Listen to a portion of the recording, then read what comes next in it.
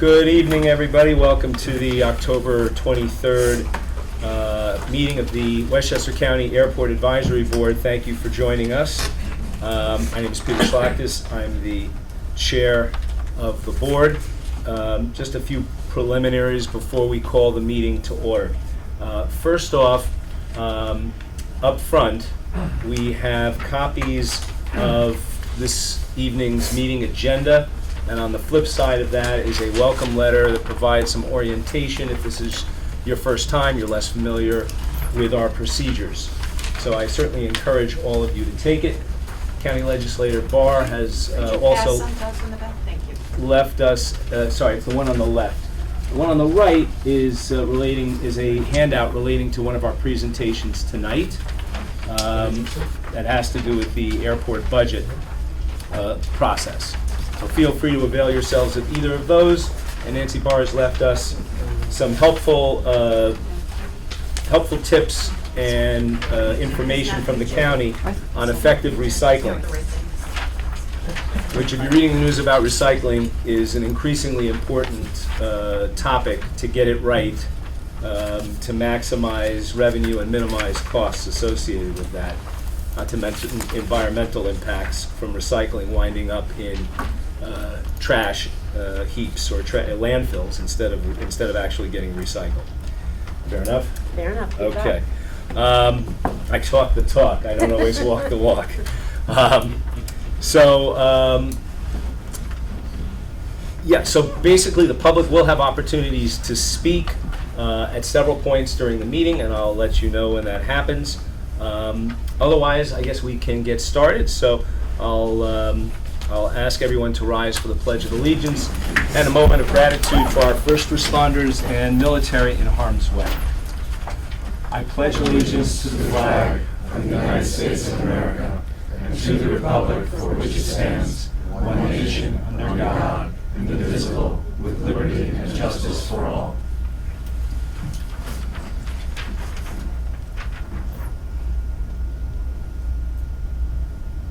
Thank you. Okay, we'll start with the roll call. Again, Peter Schlachtis, Chairperson, Town of Rye. Rob? Rob Fleischer, Vice Chair, Town of Newcastle. Nick Hartman from Village of Palomena. Hugh Grecian, Commissioner of Public Works and Transportation for Westchester County. Nancy? Nancy Barr, County Legislator, District 6, which includes the airport, Harrison, Portchester, and Rybrook. David Gelfarb, Harrison. Okay, thank you very much.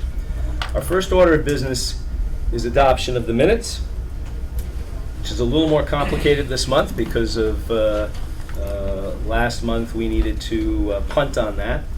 So first off, everyone received in their board packets an updated copy of the July meeting minutes that reflected input from members. Do I hear any motions to either consider changes or adopt those minutes as included? Quick question. Yes. I know there was some discussion about how the time coding was done on the different minutes. Yeah. Was that corrected, or are we off for a given month and something we need to move forward? Yeah, no, that's a good point. What we're trying to do now with the video recording of our meetings is to include on our minutes, which get posted alongside the video recording on our website. We're trying to include on the minutes timestamps so that if there's a part of the discussion you're interested in, you don't have to, fast forward or continually check the video. You can go to the hour and minute of the video where the part of the meeting that you're interested in begins. So that is so I'm looking here at the July minutes, and I do see timestamps in what appear to be the correct format. At that time, we weren't talking about some of the interim stamps, so I think this is as it was intended to be. Thank you. Okay. Any other questions or motions? I'm happy to move the minutes of July.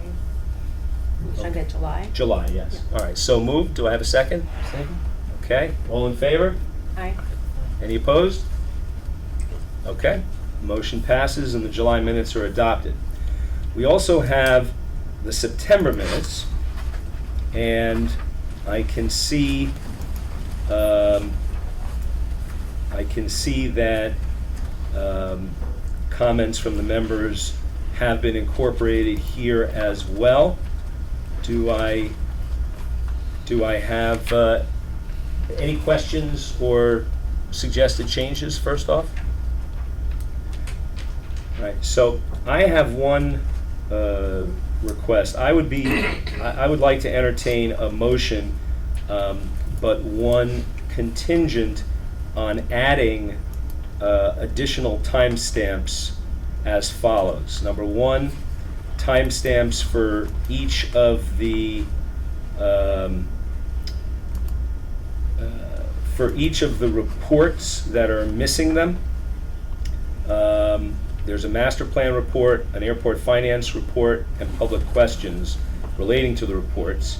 So I'd like to see each of those get timestamped. And then under new business, we had a lengthy conversation regarding a resolution on the issue of PFAS contamination of groundwater at the airport. That discussion was separated into a number of different sections, coordinated with each piece of the resolution. So I would like each piece of the resolution to be added to the minutes so that a timestamp can be attached to it so that people can go to the part of that discussion that they would, that they want to see, as opposed to, again, having to navigate through what was, well over an hour's worth of discussion. So does anyone have an objection to that? All right, so that's my motion, that we adopt the minutes subject to the inclusion of those timestamps. Do I have a second? Second? Okay. All in favor? Aye. Aye. Any opposed? Okay, motion carries. Thank you very much. All right. In terms of my comments this month, I will look to be brief and actually look ahead. We have important items on the agenda this month, and I'm glad to say we're starting to try to get ahead of ourselves a little bit. So I want to let everybody here know right off the bat, and anybody who winds up watching us via the video, that next month we are anticipating that we will have another important presentation. This month it has to do with a noise study commissioned by the county earlier this year. Next month it's expected to be an air emissions and greenhouse gas study of the related to the airport, commissioned by the county, I guess a little over a year ago, that we believe will be ready for our next meeting. So that's something for everyone to take note of, and I think it's great that we're in the process of gaining more insight, more data through these county studies. So with that, we'll have, and I guess relating to that, I know that tonight a large number of people reached out to me to indicate that either because of insufficient notice for them or because of conflicts with public meetings tonight, other public meetings tonight that relate to airport issues in certain communities, that while they would have very much wanted to be here in particular for the noise study presentation, they were unable to come. And I referred them, of course, in all cases to the video that we hope to have posted within the next few days online at the County Airport Advisory Board website. So if you simply Google Westchester County Airport Advisory Board, it will take you to our website, and there should be a link there for meetings and schedules, meetings and agendas, and that will take you quickly to our 2019 meetings and the October items, which will include our agenda, the video recording, and as soon as possible, our draft minutes. So I want to encourage, anybody who can't be here to look us up online, with the understanding that at our next meeting, there'll be an opportunity to take questions from the public, and there will, as always, there will be opportunities to ask about things not on the agenda, including tonight's meeting. Likewise, people can email the Airport Advisory Board with their questions or comments, and we can relay those to the county. Our email address is, by the way, for all of you who have our orientation letter, it's on there, but it's airportweb, one word, at Westchester.gov? No, Westchester. Gov.com. Thank you, westchestergov.com. We got to get a better email address. Airportweb at westchestergov.com. Okay? So please feel free to avail yourselves of that. All right. With that, I will yield the floor to the public. This is our opportunity for you to raise questions or make statements that do not have to do with tonight's agenda. Could I just ask a quick clarifying question? Sure. So in terms of next month, originally I don't think we had a meeting in November. Are you referring to December, or is there an intention to have a meeting in November? All right, I was trying to say next meeting. If next month sneaked out, then thank you for the clarification. So our next meeting scheduled is for December 4th, right? Okay. The first Wednesday in December. And that was designed both because the Thanksgiving week falls at the end of November, and we wanted to create, I think the idea last year was to create a smaller gap between meetings in January and meetings in this year. Okay. So thank you very much. Right, December 4th. Okay, and because, by the way, of the study, Nick, and the fact that we may anticipate having people show up who had questions about this study as well, I'm likely to try and have that meeting held off premises like we did earlier this year. So it would be in a surrounding community, probably a different one from the one we did previously, which was Rybrook. Our website will make it clear, and other county notices will make it clear where that meeting will be if it's moved from the airport conference room. Okay, thanks again. So again, members of the public, if is there anyone here who'd like a question or a statement now on any item not on the agenda? Great, seeing none, we'll proceed, and I'd like to ask for a motion to suspend our normal order, and proceed directly to our airport noise study presentation by our consultants, who made great efforts to get here and have traveling to do afterwards. So moved. All right. Makes sense. I was going to suggest it. Great. All right.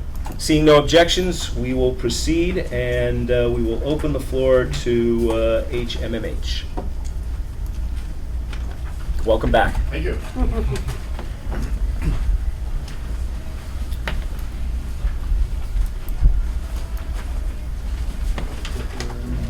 We had a clicker. Is it in front of you? Or is that the tape recorder? No, that's a recorder.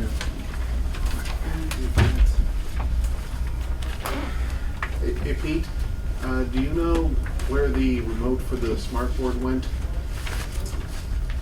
No, it should be in there.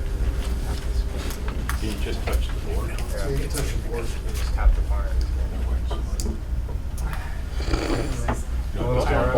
Again? Yeah, you can. Hopefully I can figure that out. Okay. Well, I'm glad to be back. Purpose of the presentation tonight is the accumulation of data for 3 full years of flight tracking, aircraft identification data, and modeling those operations and the results that we obtained through the modeling exercise. So process really was to collect the data. We obtained 3 years, 2013, 2016, and 2018 from the airport's monitoring system, which included flight tracks, where the aircraft fly, when they fly, and the identification of the aircraft, what type of aircraft it was. So we processed and analyzed all that data and then put every single one of those operations for the full year into the FAA's environmental design tool, and scaled the aircraft operations data to also match the FAA tower counts, assuming that maybe you missed some of the flight tracks in the system or whatever, so we scaled up to to meet the tower counts. And then we also included airfield layout, terrain, weather, and aircraft performance. Those things are essentially already in the model. So what resulted from our analysis and from the modeling, we were able to calculate day-night runway use by year, develop flight track density plots that show where aircraft fly predominantly, and I'll stop on those and show you what those are when we get to them. We prepared day-night average sound level contours in 3 specific contours. This is 65 DNL, which is the federal guidelines for land use compatibility. The 60 DNL, which is a local guideline for environmental issues adjacent to an airport. And then we also included, we often do this, go an extra 5 dB out just to show for informational purpose. This noise doesn't stop at a line necessarily, so we can go out a little bit further. We also determined the average number of daily aircraft noise events above 70 dB. It's known as the N70, and we did that by year. And we did that for a purpose to help describe the DNL contours a little bit further, and I think when we get to those graphics in my explanation, it'll be more clear. So daily aircraft operations for 2013, 2016, and 2018 are there. I do the air carrier and air taxi categories. Those are commercial operations, not just airlines, but any cargo operations or anything that's like revenue generating for air carriers. And there's the difference between air carrier and air taxi is simple. It's just whether or not there's 60 seats. If there's 60 seats or more on the aircraft, or the capacity for 60 seats, and the reason I say that because it could be cargo with no seats in it, but with seats, if it could have a 60 seat capacity or greater, it's an air carrier type flight, and if it's less than 60 seats, it's an air taxi. And that's just the FAA's definition. And so you can see that the air carrier operations have steadily gone up from 38 to 42 to 47. Air taxi has remained relatively flat. General aviation, which is all the private jet and propeller type operations, they have slightly gone down. And so the total have actually gone down from 469 down to 450 and then to 428. Quick question for clarification. Does air carrier correspond to airline? It does not. So any larger plane would be classified as an air carrier? That has a commercial operating license. Okay, so a charter, for example? Some charters do, some charters don't. Most charters with 60 seats or more would still be under air carrier. And what about a plane operated by, say, NetJets or FlexJets or something like that? Those are probably general aviation. I would have to ask the FAA for sure how they count those. They'd be either air taxi or general aviation. Thank you. Specifically. We're gonna wait 2 questions to the end, right? Yeah, just very I'm sorry. just clarification only at this point. So these are the FAA's, categories. And remember that we got this from the flight track data, but also their counts. But remember that we modeled every flight track, whatever that aircraft identification was for that aircraft. So these aren't that critical to our analysis, these categories. Next, we looked at runway use, and we're splitting it up here by arrival versus departures. And I just want to point out where there are some differences.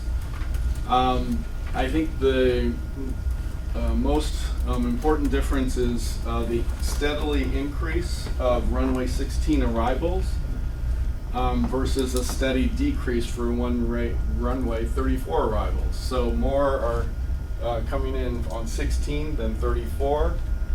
And then 1129 kind of stayed the same. and 1129 for propeller aircraft fluctuated a little bit. But you can even see for the propeller aircraft, you see a steady increase and a steady decrease as well on their use of 1634. Oftentimes, weather is a factor in that because they take off into the wind and they arrive into the wind. So wind direction does matter. It's not only the wind direction here at the airport, but the wind direction in the area, because if this airport's operating in one configuration, the adjacent airports need to be operating in similar configuration for the airspace to work. Also, though, I've learned that in, I believe it was November 2014, there was an instrument landing system put in, or ILS, for runway 16. And so between 2013 and 2016 here, that increase could have been because of the use of the instrument landing system. And why that makes a difference is because if aircraft want to come in using instruments, they would then come in on 16, or that would be their preference if winds are allowing that. So that might also contribute to the increased use of 16 over 34. So next is departures. Same, similar. 16 is used steadily more versus 34 is steadily less. Same thing, because if they're arriving 16, although they don't need the ILS to depart, they would use the same runway because you don't want head-to-head operations. So it shows the same for departures as arrivals, where the ILS is really meant for guiding arrivals in. So same sort of increases and decreases. Yeah. Excuse me. Just Yep. a quick question. Does it seems to, maybe I don't understand the how the data is being presented, but that the increase in departures and arrivals on the same runway would seem to conflict with each other. No. No? So 16 arrivals come here, Yeah? and 16 departures go here. Oh, they do. Right. Okay. So this arrow here is departures off of 16. And it's always because it's the compass heading is how those numbers are put together. So aircraft are flying in the 160 compass heading, either while they're arriving and departing. That's why it's not 34 that you're departing from, it's actually 16. And it's also the end of the runway in which you start and the end part of the runway in which you touch down. Okay. That one wasn't clear. No, Okay, I good. appreciate that. No, that's a good question. These things I take for granted, and so I'm glad you asked the question. Okay, so aircraft operations. So what these flight track density plots, as we call them, are showing are the warmer colors are where the predominant of aircraft flights fly, and then the lighter blues and even some of the whites is where very few, if any, aircraft are flying. So it just gives you a sense of where the concentration of flight tracks are when they're operating this airport. So this is east flow, so this is arrivals coming in and departures going out, arrivals coming in and departures going out. You also can see here a little bit of a track that might be some touch and go operations. That's what that density there is showing. So any questions on what this is actually showing? Because then I'm going to go to look at all 3 years combined, or not combined, but side by side. Yeah. Just for clarification. The sure. touch and go, which is a big part of what happens at the airport, and I'll ask Chris or Peter. Is Peter here? Just right there. He's at the doorway. I'm sorry. He's on his way out. I don't think of that as typically the touch and go kind of route. Usually doesn't cross over the entry. Usually one's kind of on the right side of the airport, the other one's kind of over Valhalla. It depends on which runway they're using. Touch and goes are usually done on 11 or 29. Usually the Right, cross that's what these are showing. Yep. So they do cross in front of the flight path? Yes. Okay. Over Over top. top. Over the runway, yeah. Up top, okay. And you can see that also in west flow. So west flow is when they're arriving this way, taking off this way, arriving here and taking off here, and then you see the traffic pattern going the other way.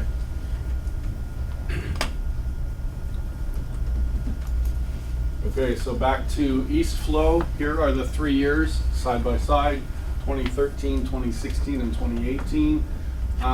Nothing, I would say, really jumps out at me of being different. So I would say I'm not seeing that there's any new procedures between those years. There's new, there are some more flight tracks. You see a little bit more yellow and greenish in here than there. You do see more of the circuit operations than you had up here. But as far as procedurally, they look very similar of how the airport's operating over those 3 years. And now if we, yeah. Sorry. Why is the middle one, 2016, why is that so much darker in the right, upper right quadrant? Up in here, Yeah, the whole thing is so much darker. it does look like you have a little bit more in here coming in, and so they're probably coming in through there. You have it coming here, maybe just a handful more. So you can see it there as well. Yeah, I mean, that looks. Just more significantly- operations. I mean, I don't know looks why. I'm just different to saying me. that you know that, right. So there are areas that are getting more or less operations, which is the darker of the colors. I don't see that it didn't exist here and is existing here. It's just more of them are flying that way. Right, that's Yep. Geographically, what area is that? Somebody local here answer? Armand, Chappaqua. It's between Armand and Chappaqua. Well, but if you look at Chappaqua at the very top, you can't see the activity. Chappaqua is up, or the center. You can't see the Chappaqua is activity there. above Chappaqua. On number All the way over 18, to there's a very darker blue. What does that represent? This here, Yes. that's touch and go operations. Training, Training, so they touch and Training for go around. and smaller stuff. planes. So what they're doing is they're taking off, going around, coming back, landing, taking off, going around, and coming back and And landing. they mostly light aviation. And that is done what, for practice? For flight training. For flight training and to keep, you have to have so many operations to Okay. keep your pilot's license, so it's training and maintenance. It is also going to be just departures off, because all the That departures too. off there are VFR departures. So anybody who's going westbound, having departed eastbound, is going to have to turn around. And use that as And well. so they'll follow the traffic pattern, but then they're going to fly out. Yep. So it is touch and goes, but it's also just traditional VFR departures. Right, and you can see that some, I mean, that's probably why you don't see you see the clear Yeah. turn here and you don't see necessarily the same number turn Yeah. back. Good point. Anything else on East Flow? Now, the scale on this seems pretty high up. So this isn't meant to look at what's happening, within the scale of a half mile or 500 feet or 1,000 You're right, feet. you're right. The purpose of these is really, like I was saying earlier, to look at, are there any procedural changes as you get in close to the airport? This is taking a view from procedurally basis. Are there different procedures? Sometimes when we do these tracks and look at 2 different years, something had changed distinctly between them, and it's a blaring difference. And the so fre- we're looking for those things. And the frequency with which any runway is being used wouldn't show up on here either, right? It will to some extent. I mean, it's a little hard because, here on arrival, everybody's already on that. Right. So if you get a 10% increase, you're not going to see that. And that's kind of the increase we're getting, is on the order of 10%. If you get a 30% increase, you probably wouldn't see it either, right? That's not what's intended to be here. Right. It's meant to show where the aircraft are flying when they're in this flow. We can go and look at the west flow. Similarly, nothing necessarily jumps out at us in terms of something that's new, different. Again, here they're arriving the 34 and then departing 34, and these are part of the arrivals coming down in, and then you have your arrivals and departures off of 1129. Off of 29 actually. Yes, there's a point of clarification. Just a verification, thanks. And these illustrations, they are based on historical data? This is, each of these have the complete year of flight track and aircraft identification data that came from their monitoring system. So this is showing, yeah, this is showing the complete year of traffic as obtained from their monitoring system here at the airport. Thanks. Mhm. So But just as a point of clarification, the monitoring system is not the same as the remote noise monitors that are stationed at various points Right. around the airport, correct? Well, those are also part of the system, so you have two basic components to a system. You have the flight tracks and aircraft identification data, and then you have the noise monitors that are out monitoring data. And actually how the system correlates is that they actually look for a flight track, one of these, at the same time as the noise event to correlate it to actually aircraft. So were you using both sets of data to compile this? Not to compile this is only the aircraft operational data. So not the noise monitors, but rather the flight tracking. The flight tracking data. System, right, that they have here, yes. Okay. And then you mentioned also tower data, Tower counts. tower counts. Right. Okay. So that's another separate input that did or did As not I go described into this? earlier, the tower counts were used, okay, this is the data exactly out the system. Okay. And then when we put it into the noise model or the AEDT to model it, we actually scaled these operations by aircraft category up to what were in the tower counts. In case there's anything missing, which is rarely the case, but just to be a little conservative, we scaled everything up to the tower counts. And the tower counts were in fact higher?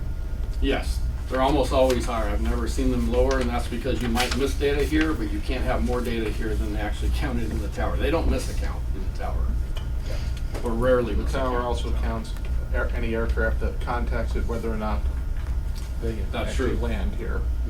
Okay. Yes. Nancy? No? Rob?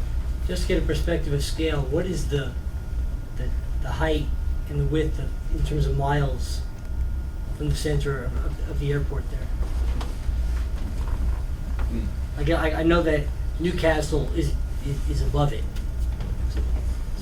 So this is 2 nautical miles. So from the airport, 6. So probably 12 nautical mile Top to bottom? top to bottom. Okay, so it doesn't really go much farther out past the outer marker on the north side, or the kind of... Yeah, 12 by 12 it looks like. Okay.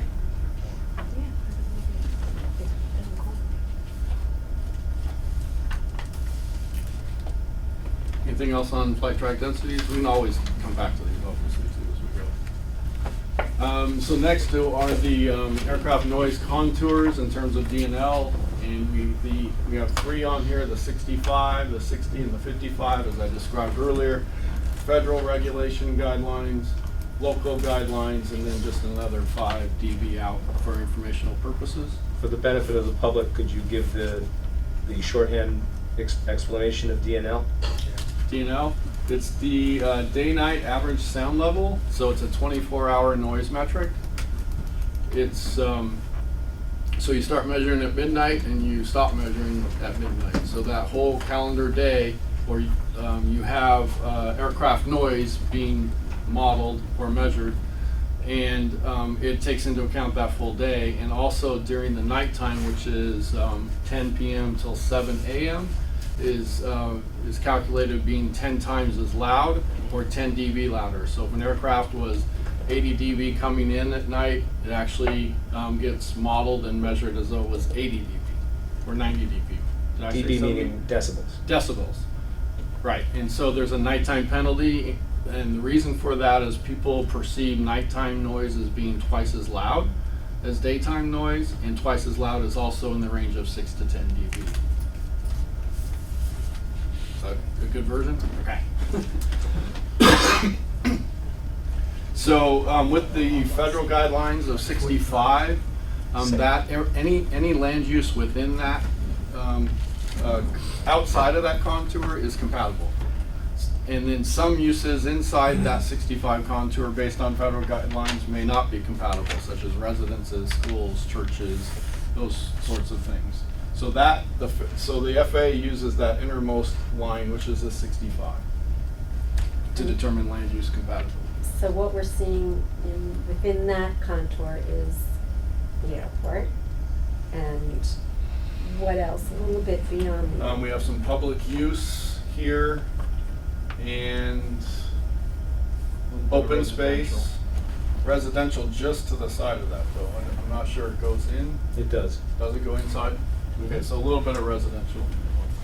It's hard to see from here. Are there different colors for different? There are. So the yellow is single-family residential. Yep. And then, let's see, some of the other multi-family is the darker, the orange. Okay. And then Green's blue open is space. public use.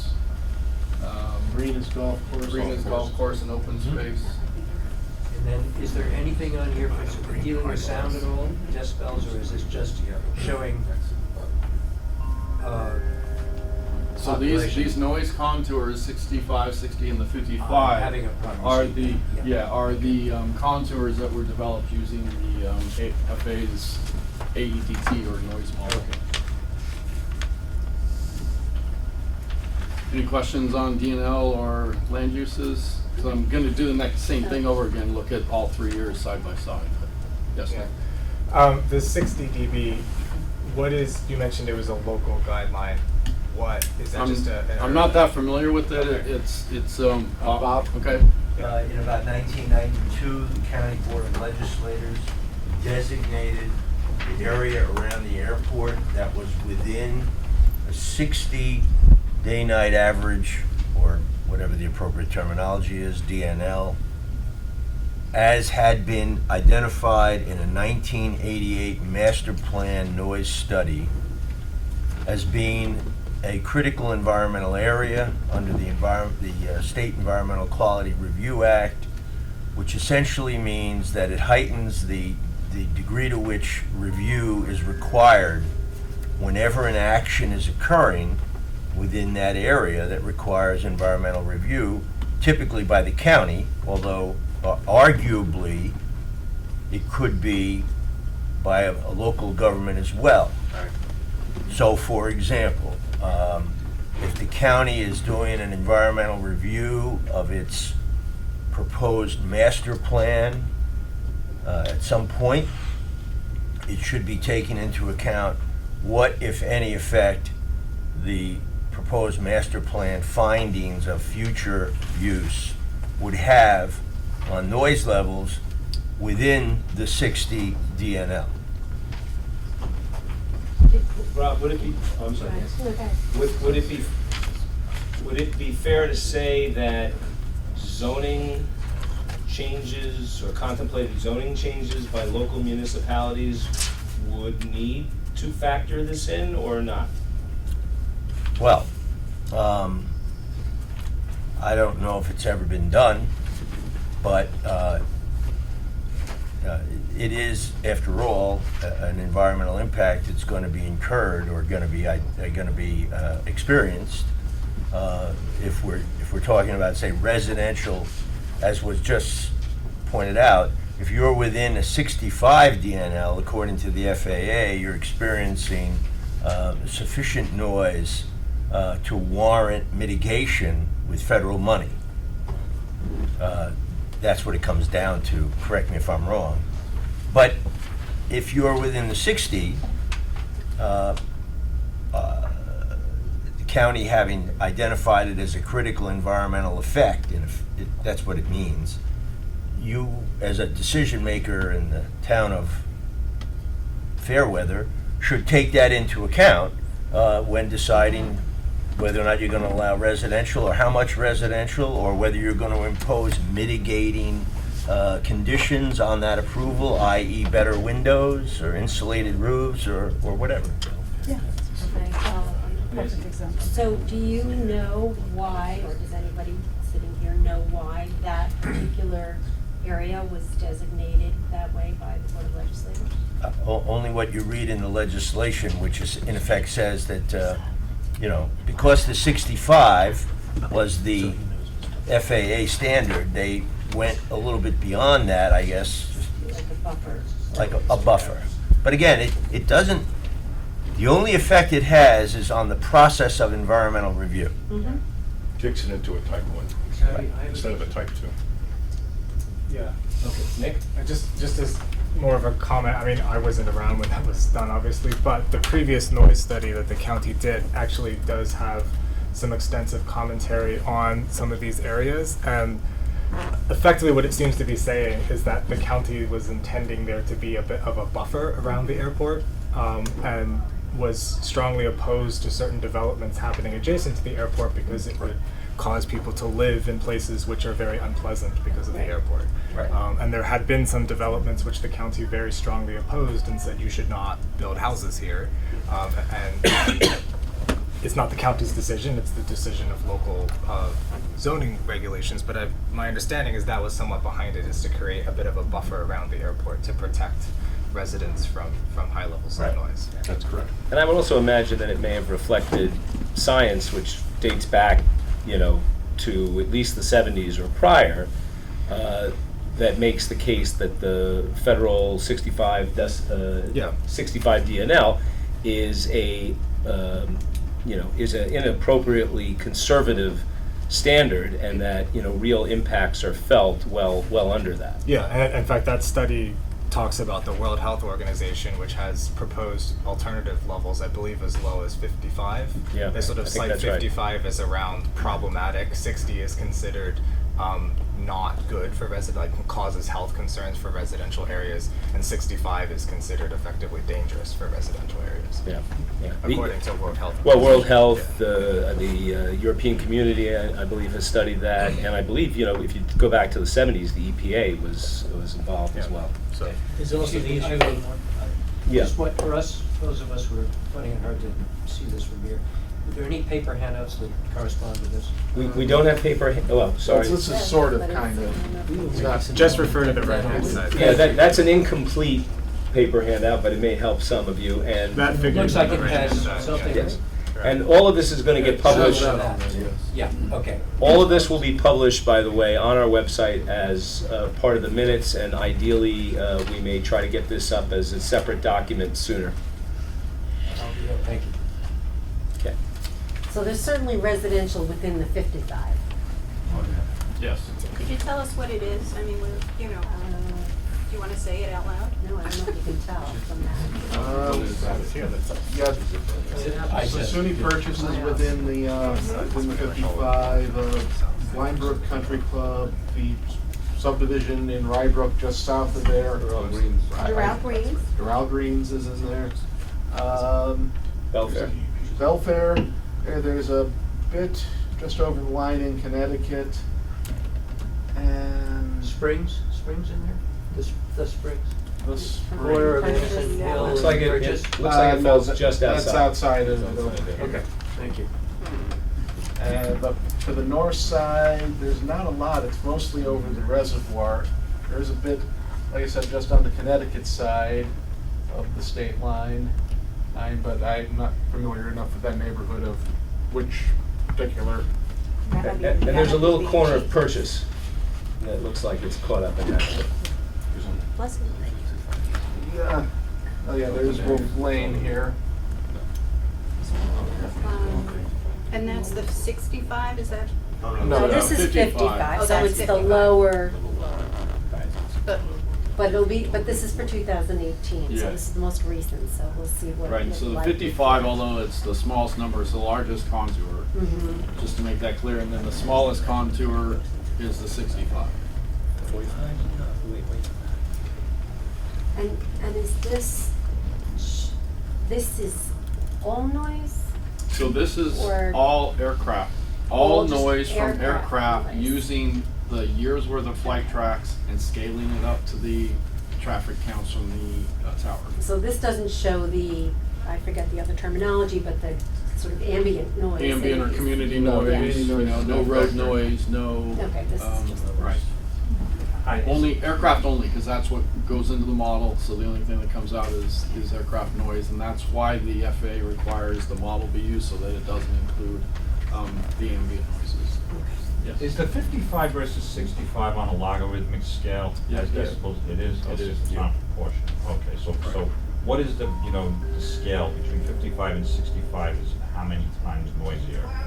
Well, it's every 10 dB, well, 6 to 10 dB appears to be twice as loud to people, so you're talking on the order from 55 to 65, being on the order of 4 times as loud. Or 4 times less loud. The 55 is 4 times less than 65. And that's logarithm. That's logarithm. But isn't, I'm not an expert on this at all, but isn't each increase in decibel a doubling of the sound pressure? Not to a No, that's perception. 3 dB is a doubling of the sound pressure. So what's the incremental difference between sound pressure between 40 dBs and 41 dBs? Well, There's a difference between sound pressure and perceived sound. I understand completely. so 60 to 61 is very little change. It's not noticeable to the human ear. I'm not talking about perception, I'm talking about the math here. I don't know the percent difference between 60 and 61 because it's logarithmic. I can tell you the 10 because it's then you get rid of the logarithmic, kind of, because it's 10 times. Log 10. Right, log 10. Right, so it's. But when you get down to 1, it's minuscule Right, compared to so- 10. So A change in 10 times is 10 times as loud. Not perceived, 10 times as much sound pressure, right? right. Okay. So I don't know what 1 is. It's It's twice as much sound pressure. 3 times, well, I'm no, thinking, 3 dB is twice as much. 10 dB is 10 times. 3 dB is 2 times. 10 dB is 10 times. I'm not the expert, but isn't, So 1 dB is somewhere around, are we mixing up 1.2 or something. perception and actual sound pressure? what's that? Are we mixing up perception and actual sound pressure? We're not mixing them. I'm trying to explain what these differences are. And so you can, 10 times the energy to get from 65 or from 55 to 60, right? It takes 10 times the energy to do that.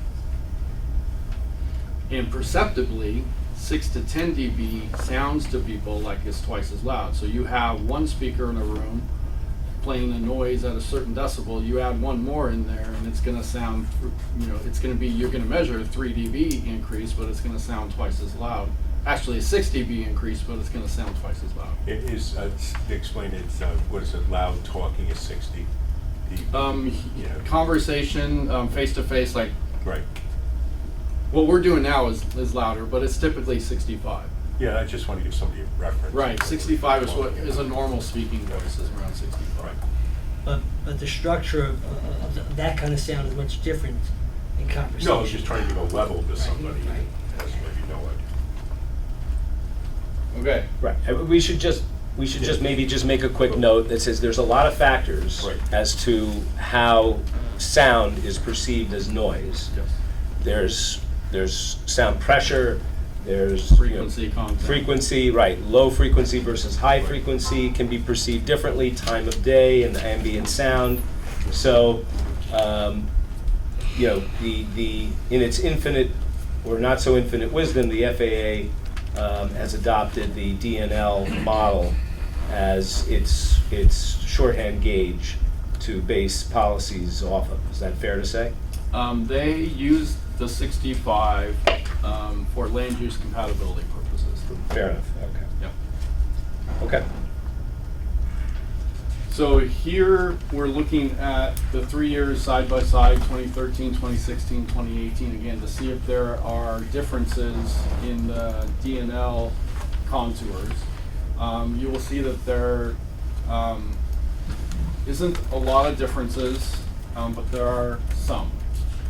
Especially if you look out at the 55, you can see more of the differences where the 55 is only going out to here, and now it's going out to here, and it's not quite as blunt of a change. Again, just some more operations, predominantly the arrivals going in, are probably causing that. And you can see that the 65 actually has reduced. And that goes along with the reduction in the total number of operations here. Kind of makes sense. When you get out to the 55, you're dealing with more of the increases on the single event level, of the air carrier type aircraft landing here, and due to the runway use differences. So there are some differences there, but relatively similar. If you look at the extents of each of those and where they're going out. What's the little, so what is that area that seems to be more affected up in the north? That, you know, Up where in it's here? sharper and then blunter? Oh, right here? Yeah. That's just reservoir property. Part of the Penesco Reservoir, It's on the reservoir. It's the approach City property. it's the runway 16 approach heading over the reservoir and related property. But of course, presumably that reflects higher DNLs just beyond it in the residential areas as well. Yeah, so if you come up here, Yeah. beyond the 55, they're probably getting, In 2018, that Yeah. distance is much smaller. right. Okay. But you can see though that it got smaller, actually it grew and then grew a little bit more, so, right. Actually, you're getting closer and closer to that boundary there. It's this one. Yeah, you're on. So you can see that they're changing. This is us. This, Okay. Thank you. Mhm. So this here, we did a grid analysis for the number of events above 70. So what you're looking at here are all the white dots in these areas are places that get less than one aircraft event greater than 70 dB on an annual average day. And then the blue dots that you see coming out here, those are experiencing 1 to 5 aircraft noise events above 70 dB. The darker blue is 5 to 15 events above 70. The green is 15 to 35. Orange is 35 to 75, and red is greater than 75. So this is the reason we started producing these charts is because people often said, well, aircraft are louder than 65 when they come over my house. And yes, you will have aircraft events that are above 65, but that it's still not within the DNL 65. So anyway, this is another way to look to see what has changed, not only in DNL, but then looking at number of events that people are experiencing. So if we go and look at, first of all, any questions on what is being conveyed here? So essentially what you're saying is that this one shows the kinds of impact, the frequency of the kinds of impacts that would bother people, will be most likely to bother people. Right, 70 dB outside, because we just said conversation is 65, it'll start to affect your ability. And now you're getting to be double that level on the logarithmic scale, I guess. Right, but a 70 dB, it just comes over and it's not very long of a duration. That's when it starts to affect speech interference outside. But did I understand it's an average over a 24-hour period? This is not. This is a event number per of day. events I got it. that were 70 dB or louder Okay. anytime during the day. But So you the could- other was the an average. But The 55, 60. the number here, whether it's 1 or 15 or 35, those are the annual average. So on an annual average day, you would get 15 to 35 if you were in the green area events. Now, that is a good distinction because you don't operate ever in an annual average day, right? You're either operating coming in here and departing here or going the other way. So it's actually on those days you can probably, because it's about a 40-60 split or something like that, you can just about double it and say, okay, on days that we're in this flow where they're arriving over here, instead of getting the green here 15 to 35, you're probably getting 35 to 70. Because on that day, they're all coming that way. But the Yes, other, but- Just wanted to, this is all based on modeled theoretical Yes. data. Yes, This is not based on actual data. it's not based on measured noise levels. On measured data, okay. Correct. This is, Hang on, Nancy. I just wanted, going back to the other numbers, 55, 60, and 65, those were average. Those are the 24-hour averages over a year. So DNL is a 24-hour noise metric, Yeah. but to do what the FAA requires, you average that, you accumulate the whole year and average it for a year, not just 24 hours. So you take every day, accumulate it together for an annual average DNL. So there's two averages going there. Sir? Yeah, question, so when something's above 70, what is happening different than when something's below that? These events, is it a bigger plane? Is it a different type of maneuver the plane's doing? What generally triggers that? Because you've got the same area with lower and higher, noise levels. So what triggers that 70 generally, or the 70 and above? It's the noise that the aircraft is making on arrival or departure. So as an aircraft is noisier or quieter, it's not going to. So there are 400 operations a day that occur here, approximately, and so you're only getting even at the 15 or so up in here. So only 15 of those 400 It's are generally more type of aircraft, is that? right. So some aircraft are just going to generate more noise than others. Right. How close you are to landing or takeoff, I assume, as well. Right, because one thing you could also do, if you look at the 1 to 5 here number, and you draw a line around that, that's like an LMAX contour right there of 70 dB. Basically saying that there's no aircraft events outside of the blue that is greater than 70 dB. What area is that? Somewhere near Chappaqua, just to the south. And then there's Thornwood in here, Hawthorne here. Yeah, that arm that's sticking out is Pleasantville into Newcastle, Chappaqua. Oh, this one here? Yeah. Yes. Yes, sir?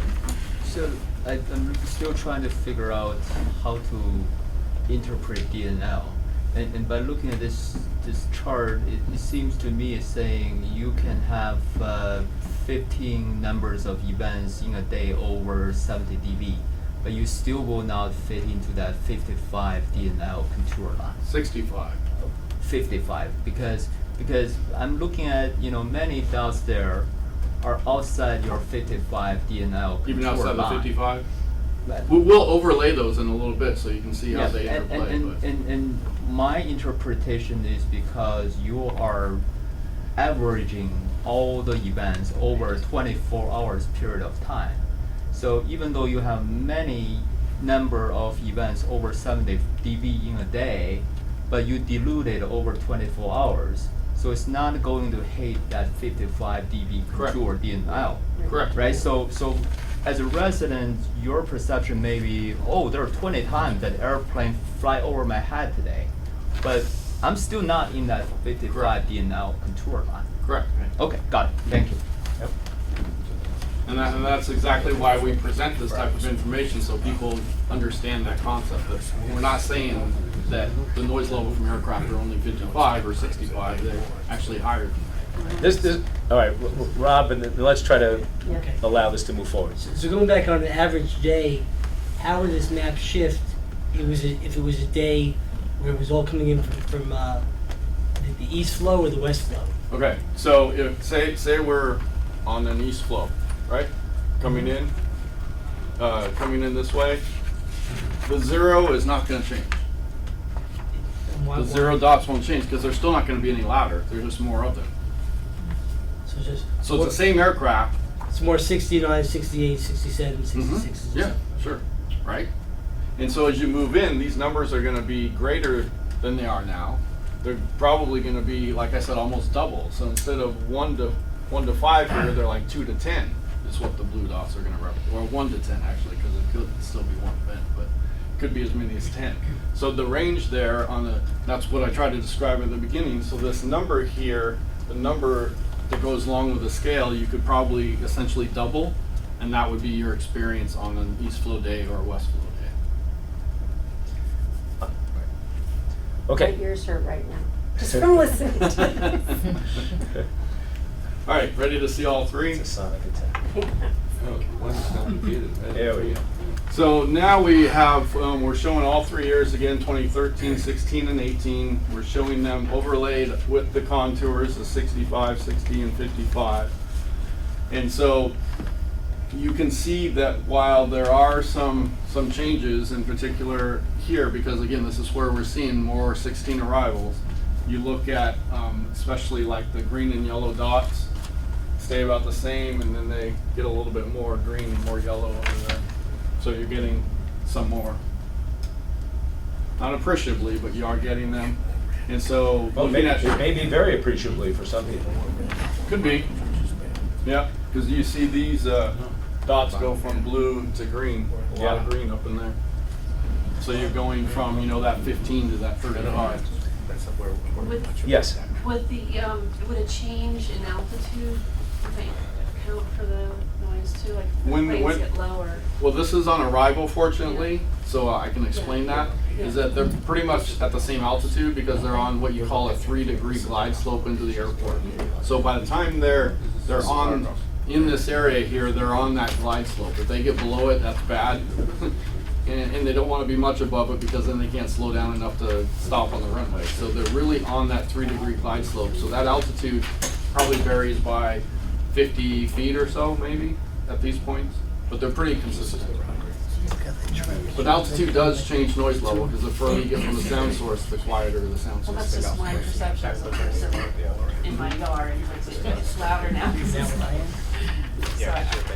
Could be bigger planes too, and the bigger Yes. planes look Yeah. lower. I mean, that's a phenomenon. Yeah, I just want to ask that question about, because I was thinking the same thing. I mean, we have planes coming right over the house some nights, and other times, depending on the weather, other times they're much higher. So, you know, is anybody accounting for that? Because that's an issue. This is accounted for. So in the model, we took the flight tracks, X, Y, and Z. Z meaning how high they were. So that was put into the model. So as the aircraft flew is how it was modeled. And just to be clear, not just the height. You were taking terrain into account. So you were talking about the height above the terrain as opposed to the height above sea level. Correct. And also, some of these are not necessarily all going to our airport. Is that? No, these are all All the ones in the, all the modeled aircraft operations were aircraft operations only beginning or terminating their operations here at the airport. okay, so even the events that we're seeing that are sort of like Here? way out on the side. These here? Yeah, Oh, those are. These are helicopters. These are helicopters that go out here and out here. And this is just a continuation of the departures. Rob? So if you were to take this analysis, which I'm sure you can do, and did an N65 or an N60 or an N55, that's easy to replicate, correct? Yeah, you could, 70 was somewhat arbitrary, but not really, because 70 again is different than 65. I didn't want to do 65 and 65 because then that gets confusing a little bit too. So I did another number, which was 70. But 70 is also, like I said, is when people really start to say, well, it's starting to interfere with my speech outside, you know, when you're having a conversation. So We can maybe agree to disagree on that. that's fine. Right. But just to keep it no, but it can be done, right? So Yes. if the county wants it done, Yes. we can change the NXX and show whatever we want to see, right? You can model it, yeah. Okay. Okay, so summary of results. Number of overall aircraft operations have steadily decreased since 2013, while the number of air carrier operations has steadily increased. And you saw that at the beginning, one of the beginning slides, that overall you're lowering, but the air carrier has slightly gone up. Runway use changed to more east flow. And again, it could be weather, but I'm thinking it's also related, and probably more so than weather, related to the installation of the instrument landing system. No clear indications that changes to flight procedures have occurred over those years. You look at the flight track density plots, they look very similar. You might have a little bit more green or red or darker blue in areas, but you don't see any new or different procedures. D&L contours change slightly between the 3 years. One area northwest of the airport is experiencing more aircraft events above 70 since 2013, and again, likely due to the installation of the ILS. You're just getting more use of runway 16. And I put that into perspective, in the Chappaqua, Thornwood, they've gone from like 1 to 5 to 5 to 15, or 5 to 15 to 15 to 35 per day. And that's where I also say that you could double those for a truly an East Flow day. Can I just comment on the ILS? So Runway 16 has had an instrument landing system for decades, but I think the thing that happened is the FAA approved Category 2 approach or special approval Category 2 approach, which is not used that often. I mean, maybe once a month if that, but it does have lower instrument minimums, and so in poor weather, yes, generally speaking, 1.6 would cover. But there has been an ILS there for probably 50 years, I'm guessing. Peter, can you expand upon that? Has the ILS system gotten much? The ILS system, instrument landing system, has been probably in place since probably 1960, Runway 16. Now in 2014, we were able to get a Cat 2 special authorization approach, which lowered the minimums, allowed airplanes such as commercial airlines to come in and shoot the approach at a lower minimums. Instead of 200-foot ceiling, it's 100-foot ceiling, a quarter-mile visibility. Also, we have more departures off the 16 because the commercial carriers, when the minimums are lower on the old ILS system, they couldn't depart, they couldn't actually take off. So now the minimums for their takeoff was also reduced, so they could take off in lesser weather conditions than they had before. So that's another impact to Runway 16. What's the minimum what? Can you put that in lay terms? Sure. What do you mean when you say the minimums and the Yeah, hundreds? okay. If an airplane's coming in on the old system, he has a ceiling height of 200 feet.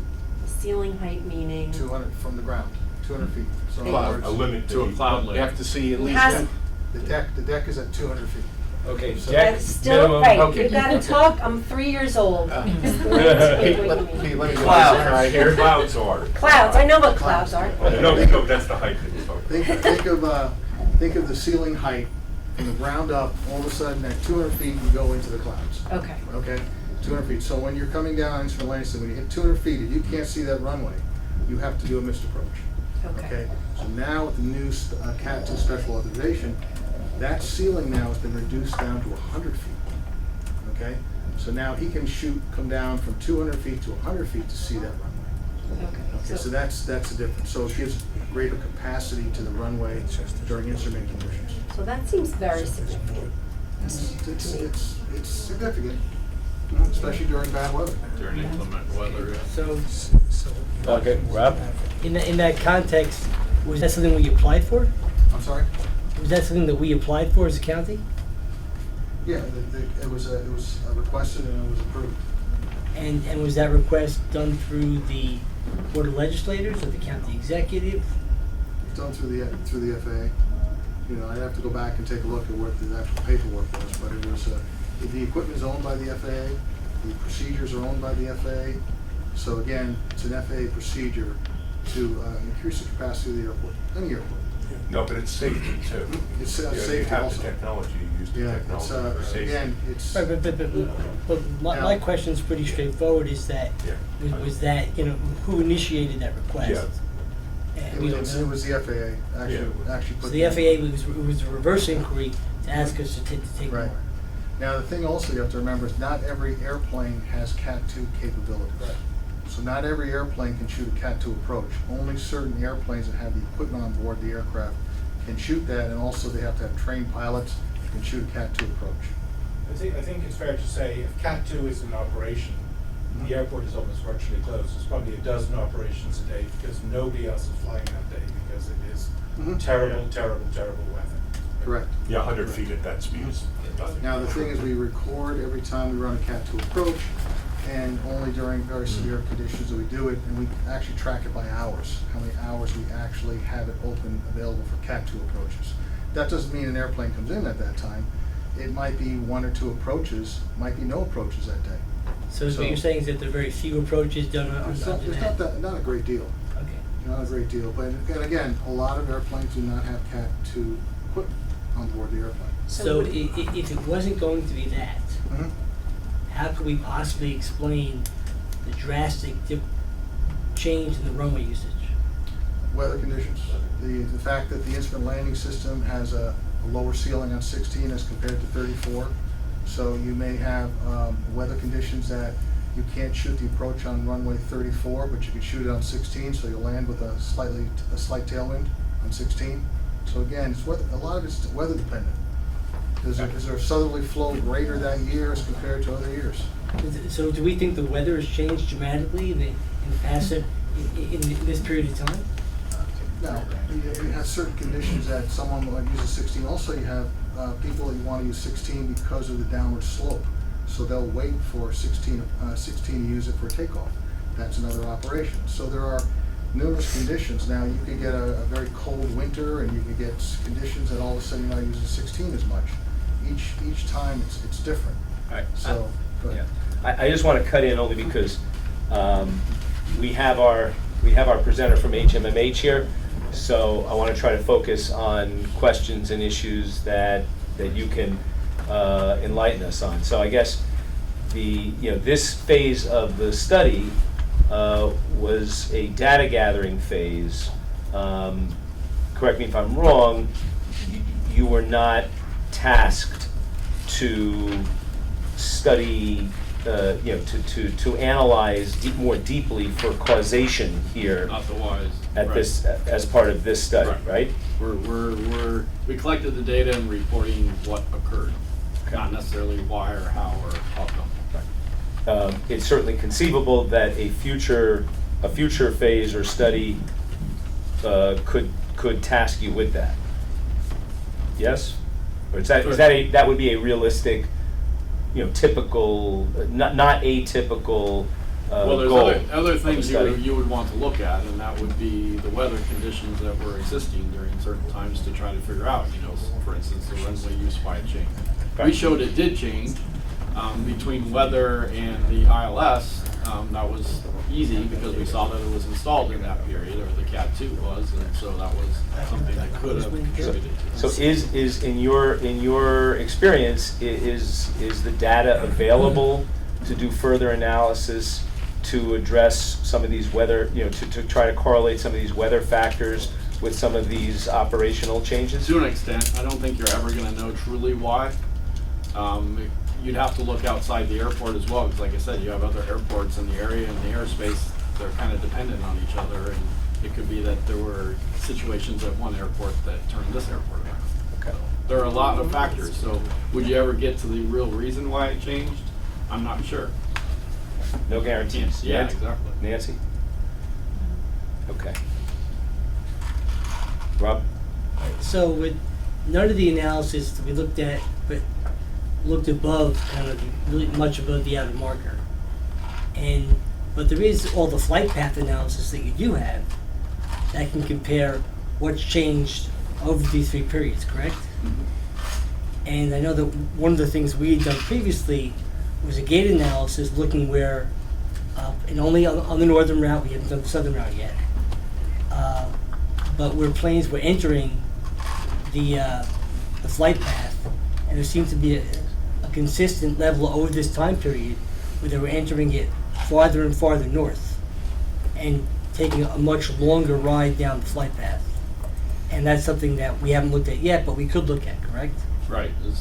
We could look out to the extent of the flight track system that the FAA uses here. However far out that data goes, it's usually a circle, and 50 nautical miles is pretty typical, but however far out we have the flight tracks, we could do that now. And I think we're looking well within 50 nautical miles. I'm just saying there are still limitations, so yes, but we could look further out. And the number one point you had there, but the number of overall aircraft operations has steadily decreased since 2013. The airport monitor, and please chime in here, either Peter, Chris, says that the level of operations in 2013 and 2018 are basically exactly the same. And so I'm trying to understand where you get this kind of steadily decreasing number and how that reconciles with what we're putting out each month to the public as part of the airport monitor. Because would you agree, Peter, that it says 2013, I have the numbers here. you trust me that I wouldn't say this if I was wrong? What is it that you're saying the numbers are the same? That's a loaded question. Right. So I'm trying to avoid having to say that. Hold on.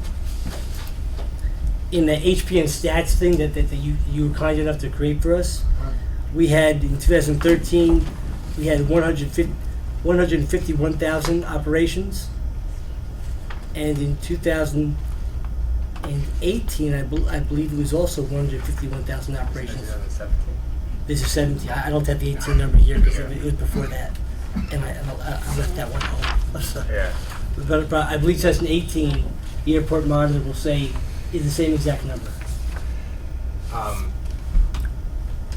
Was that based on tower counts, is that what you were saying? 2017 was higher. Yeah, this data is based on tower count.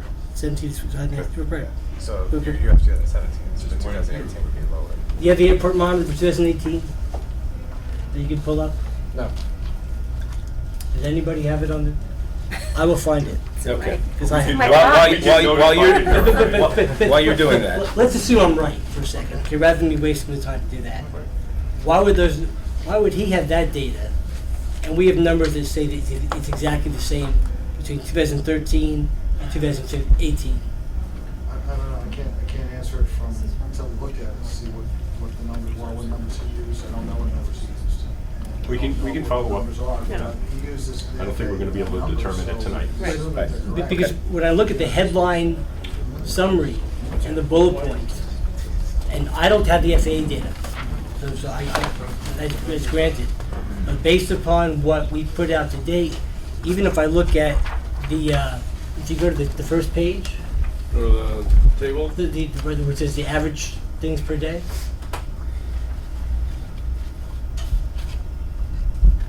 Okay, if you take 469 times 365, anybody got a calculator? You're not coming prepared, Rob. I have. What The point is, the numbers, if the numbers aren't accurate, what are we All doing? these numbers are higher, the numbers he used are higher, as he explained earlier, than the numbers you're talking about. But they're higher in 2013, Total. not now. In total, the numbers he used, because he relied on FAA data, the difference in 1 year was what, 30,000 operations? What was the number? That's not a small amount, huh? Yeah, it was higher, not lower. Right, he's counting higher. He's counting higher because it was decided that we would use the more conservative numbers, i.e. the FAA numbers. We've never been able to reconcile in this airport, and apparently other airports also have the same problem, because the FAA apparently is driven by revenue and by paychecks. Apparently they rely on those numbers to justify however they calculate their income over there. But we use the bigger numbers just so we would not be criticized for using the smaller numbers. And that was the adjustment he described. Right, but Okay, but it ends up being, using those bigger numbers Right. allows him to say that airport traffic is going down 10% over that period of time. But it's also calculating more noise. Right. But you should, but we have the exact opposite experience. But hang on, are we using bigger numbers in each year? No. Yes. But not relatively. Yes. We're using Why not relatively? the FAA numbers every year. Because look, if you believe me what I'm saying, that the airport I'm still not quite sure what you're Well, you saying. do see that what the difference is all here in general aviation, wherever it is, okay? which is the smaller aircraft. Smaller aircraft to you, but when a 12,500 plane buzzes over your house, that person underneath the house probably doesn't think it's so small. But in either way, if I think, based upon what the airport has reported, that the same number is for 2013 and it is for 2018, and yet you're showing it that it's a 10% decrease, that causes me concern about which data we're using. And if Okay, somebody's so I saying, think we made that point, and we can follow up on it. So the point you're making again is that airport-generated data doesn't show the same kind of direct, of steady decline in operations from 2013 to 16 to 18 that the study data does, right? And the idea that that's the headline takeaway from this troubles me. Fair enough, okay? And point taken, okay? So in terms of, do you have something else, or can I let somebody else? I'll yield. Okay, Nick? So I just want to make a brief comment on the numbers, the traffic numbers, and I have my question, which is more related to the DNL. So I was just sense checking myself against the numbers and in terms of the traffic. And my comment there is it's important because we're only taking 3 years, and I understand entirely why we did that because of the difficulties we went through to get data. But I'm trying for 3 months. For 3 months, and so it's a challenge. So we do the best we can. But I'm trying to understand. I just quickly sense check 2 things. Do these numbers match up with the FAA, and what is the overall broad trend beyond just 3 years? And I know it's not up on the screen, but there are some copies handing around. What I found was these dots are showing the FAA's traffic numbers for the airport going back to 1990. That's the blue dots. The orange dots, of which there were 3 years, the 2013, 16, 18, are the numbers that were used by this study. And they were within 1%. I mean, there was a very minor difference. But so the 3 years that were chosen here do effectively align with the FAA. There is some fluctuation in this period. If you look at the FAA numbers, it actually dropped, then it went up higher, and then it actually dropped again. So when you look at the 3 years here, those 3 years have a decrease. In reality, it's kind of more just kind of going like that along there. If you look at the broader trend going back further in time in history, the levels, and this has been discussed a lot in the past, the levels of traffic we have now are significantly and consistently lower than the levels of traffic we had in decades previously by 10, 15% in most years. So that's just as a comment on where does this stand, because I think sometimes we get caught up in sort of this data point, this data point, this data point, and we're missing things in between. It's kind of hard to see what the bigger picture is. But the types of planes that are coming in here are much bigger now as well. Sure, so which is a great transition into my question about DNL. Which is a great air displacement. So and you're talking to somebody who doesn't believe in DNL. So it's the law, so it's what we have to use. But that's because the law doesn't make it right. So So this study, I thought it was really nice analysis, and it looked at those 3 years. And I think as we looked at the 13, 16, 18, within those 3 years there were some minor differences, but generally speaking, the overall picture looks pretty similar. I went back and looked, and it's still on the airport's website, the previous study that was done in the early 2000s, also by your firm, I believe, and using what I would assume are similar techniques and models and data sources, at least as it was described in that document, it sounded very similar. And that document published the same contours for 1989, which was a study that was referenced earlier, 1999. They did a projection for 2005. This study was done in 2002. They projected 2005. So there's a projection for 2005. And then now we have the data for 2018. So we have 3 years of hard actual measurements plus this one simulated projection. 2.5. Projection being less hard. Well, 1989, 99, and 18 are actual. Yes. And 2005 was the simulated model they ran in the early 2000s. Well, these are all simulated models, right? No, the 3 are based on the data that's reported. Right, but they're all models. They're not actuals. They're models, yes. But they were based on actual flight paths. Those 3 years were based on actual flight paths and the flight numbers. And I took the liberty, which I hope was okay, of basically superimposing these images. So I just lined up the maps, and what I got, and I drew here the 2 DNL. I drew the 60 dB DNL and the 65 dB DNL. And there's some handouts, but what I saw, and I think this is consistent with what I've seen at other airports, is these things, these contours have contracted dramatically over this time period. If you look back at the 1989 study showed that 60 DNL contour going way, is this huge thing here, and it goes way out down here, all over all sorts of residential areas down here. If you look at and same thing on the north side, although a little bit to a lesser extent, extended much further out over into the reservoir, and then including into residential communities on the other side of the reservoir. If you look at the 99 one, which is another one based on the actual flight path data, it contracted quite significantly. In fact, this whole area here is no longer in the 60 dB. And if you look at the inner line, which is the black line, it's contracted again even further. So if I'm reading this correctly, it's saying that over this time period, we have seen a steady and significant contraction of the noise profile of the airport. Right around the airport. Well, we're talking about what's on this page, but yes. Okay, yeah. And if you look at the other diagram, which I ticked, which is the 65, I would have done the 55, but they didn't do 55 in the previous study.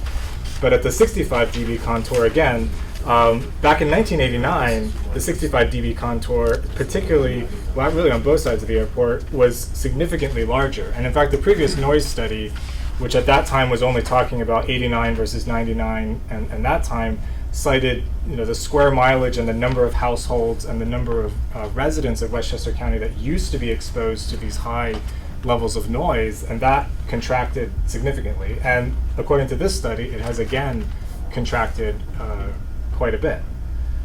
So, I mean, I understand that we have a lot of concerns about some areas further from the airport, even close to the airport, but I think it's worth recognizing that both the aviation community in the terms of the types of jets it's using and in types of the stage 2, stage 3, stage 4 aircraft and other things, like there's very hard empirical evidence that says this airport is considerably quieter than it used to be in decades past, as measured by multiple studies.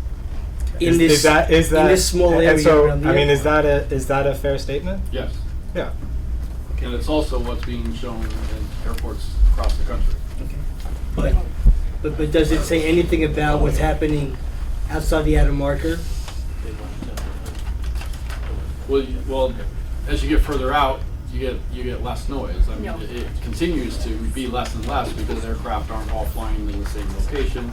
And if they are, but they're still higher in altitude and less noise. I think that the airplanes coming to our airport hit 2,000 feet pretty far out. Probably about, now these days, I don't know, many miles because out. of the airspace. I don't know, Okay. but they could. So, and they're also much more tightly bound based upon current GPS navigation systems, which also have an impact on people outside the airport. Well, certainly since the 90s, yes. Right. And in the context of... But on arrival, they have been aligned. We don't see a big change in arrivals and concentration of flight traffic. Based upon the airport's data, if you take a look at what's happened between the central GPS, the central ILS line, and 500 feet, 1,000 feet, and a half mile, it's night and day. So that's the type of analysis that you could do, right? Would that level of detail surprise you? That you would see more dispersion? Well, reduced dispersion over time in that 500,000 foot half mile parameter on the ILS line. Just in the last X number of years. No, you have more GPS instrumented aircraft, so if they're using that instead of flying, your track, but doing it manually, there's a difference. And wind plays a factor too. It'll shift you over, and whereas GPS, you won't be shifted over for wind. David?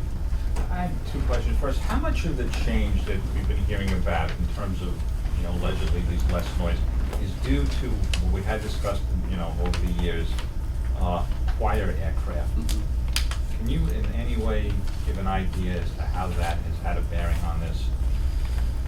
Sure. So there's two things going on with these contours, and thanks for putting this together. One is the numbers. We've gone from 600 daily operations down to 450 daily operations. So that's substantial. But we also are experiencing quieter aircraft. We're now building stage 5 aircraft, which are more than 20 dB quieter than the stage 2 And that's aircraft. true in terms of GA also? GA, so what has happened is that in the late 90s, the FAA phased out stage 2 aircraft for greater than 75,000 pounds. They did not do that for less than 75,000 pounds until just a few years ago.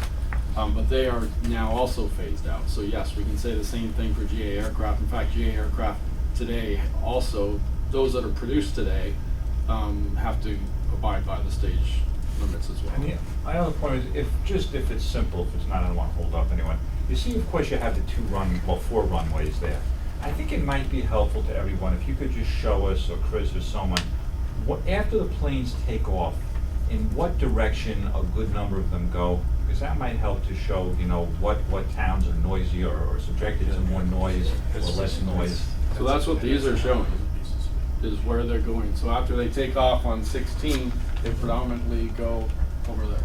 On the 16 departures, is when they reach an altitude of 800 feet after takeoff, they are required to make a turn to a heading of 320 degrees. That's why you see this hook here, and they continue their climb. So down. this is 320 degrees. Yep.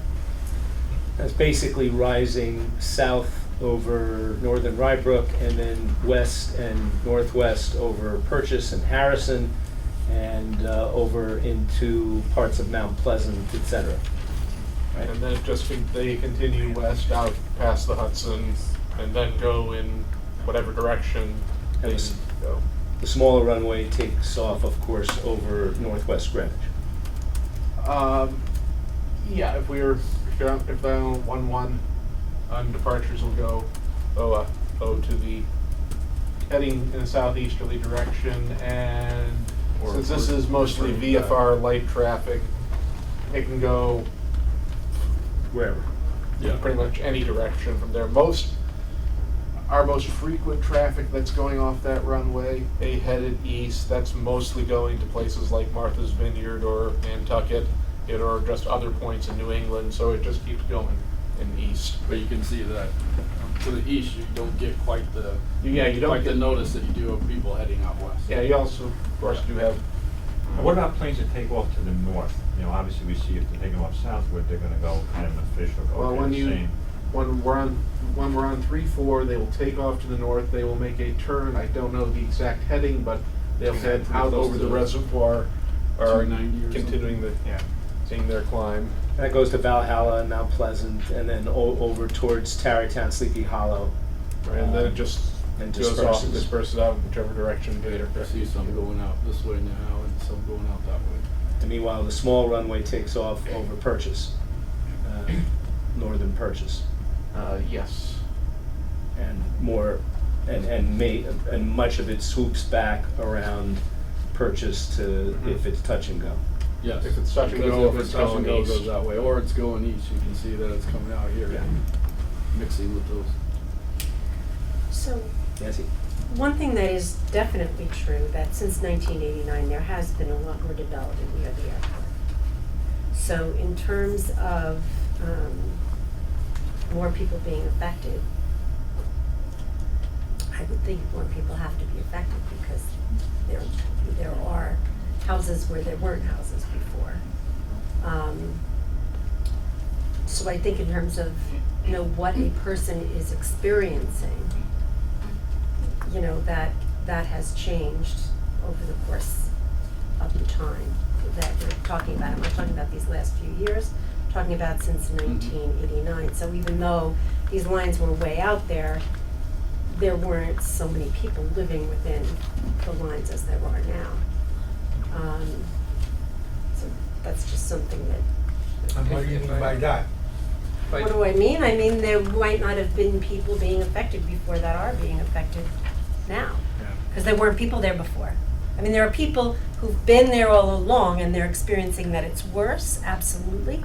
But there's also, in terms of just numbers of people affected, overall numbers, it's higher now. Simply because there's more people. So I've got some questions, but I'd like to just make sure folks, my colleagues, have had a chance. So, okay, well, But if you look at Nancy's point, that there are more people in the general area, but even the people who are farther out, I know in northern communities, there hasn't been that much development at all, and there's been a large increase in the environmental impact that people are feeling. So it's not just, yes, there is more building around here. Is Rybrook opens when? Sorry? Rybrook was developed when? Well, not Rybrook, Belfair, which is right near. Belfair, and it was like a mid-90s? Yeah. Yeah. infrastructure? That's a Late, Late late 90s, late 90s. So the old types. Early 99, 2000s. 2000. Yeah, June 99. They're going on there. All right, Nick? Yeah, just, And then yeah. we'll come back to you, Rob. Yeah, just briefly, I mean, that's absolutely true. And that there are more houses there, you can see that on the sort of satellite images, et cetera. I think certainly as it applies to areas that are within some of these contours, especially the 65 dB contour, and based on Westchester legislation to 60 dB contour, I think there's serious conversations need to be had around zoning, in the sense that there's no secret that airports are noisy, airports smell, airports have other environmental issues that don't necessarily make them very pleasant places to live next door to. I think the frustration in some sense is that when some of these developments were proposed, that's exactly what people said.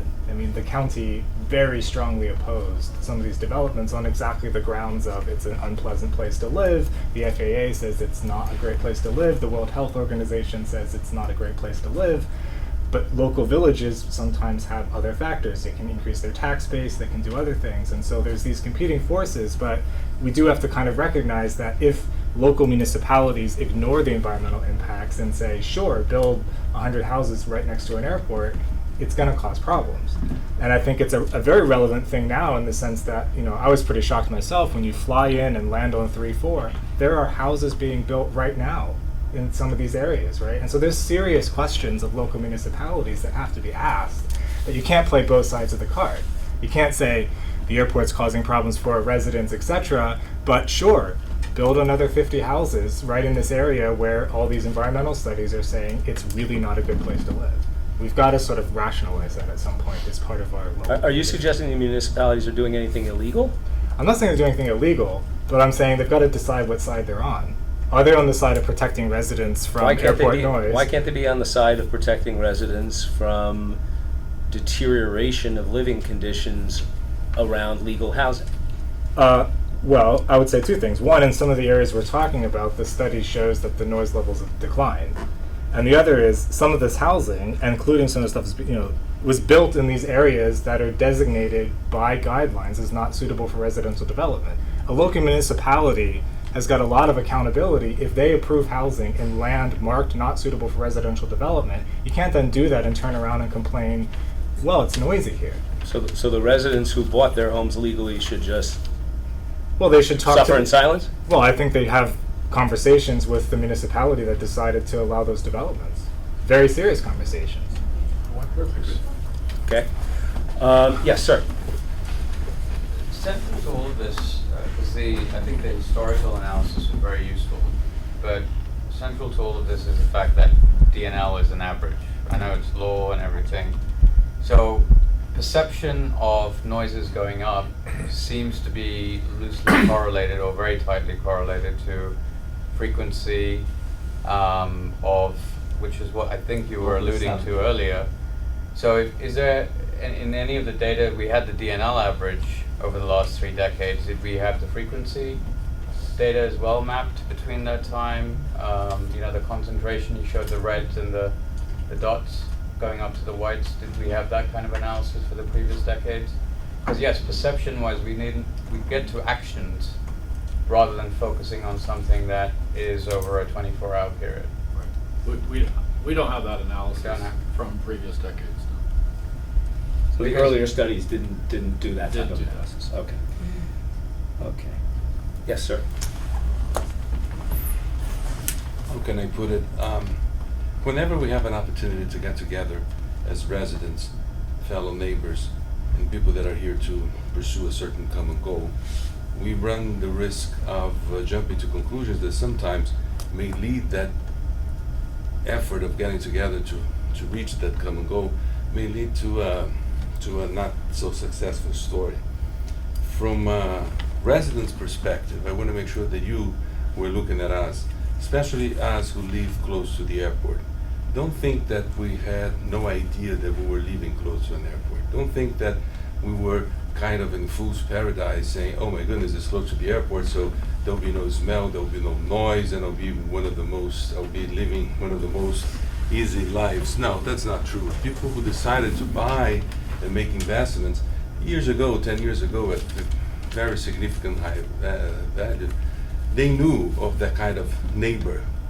And there was a very clear relationship with that neighbor, and very tolerable, because we knew the amount, we knew the burden, we knew what was the noise level that we had to submit ourselves to. So there was a price tag, if you will, of living in the beautiful areas, golf courses around, and green, and everything else.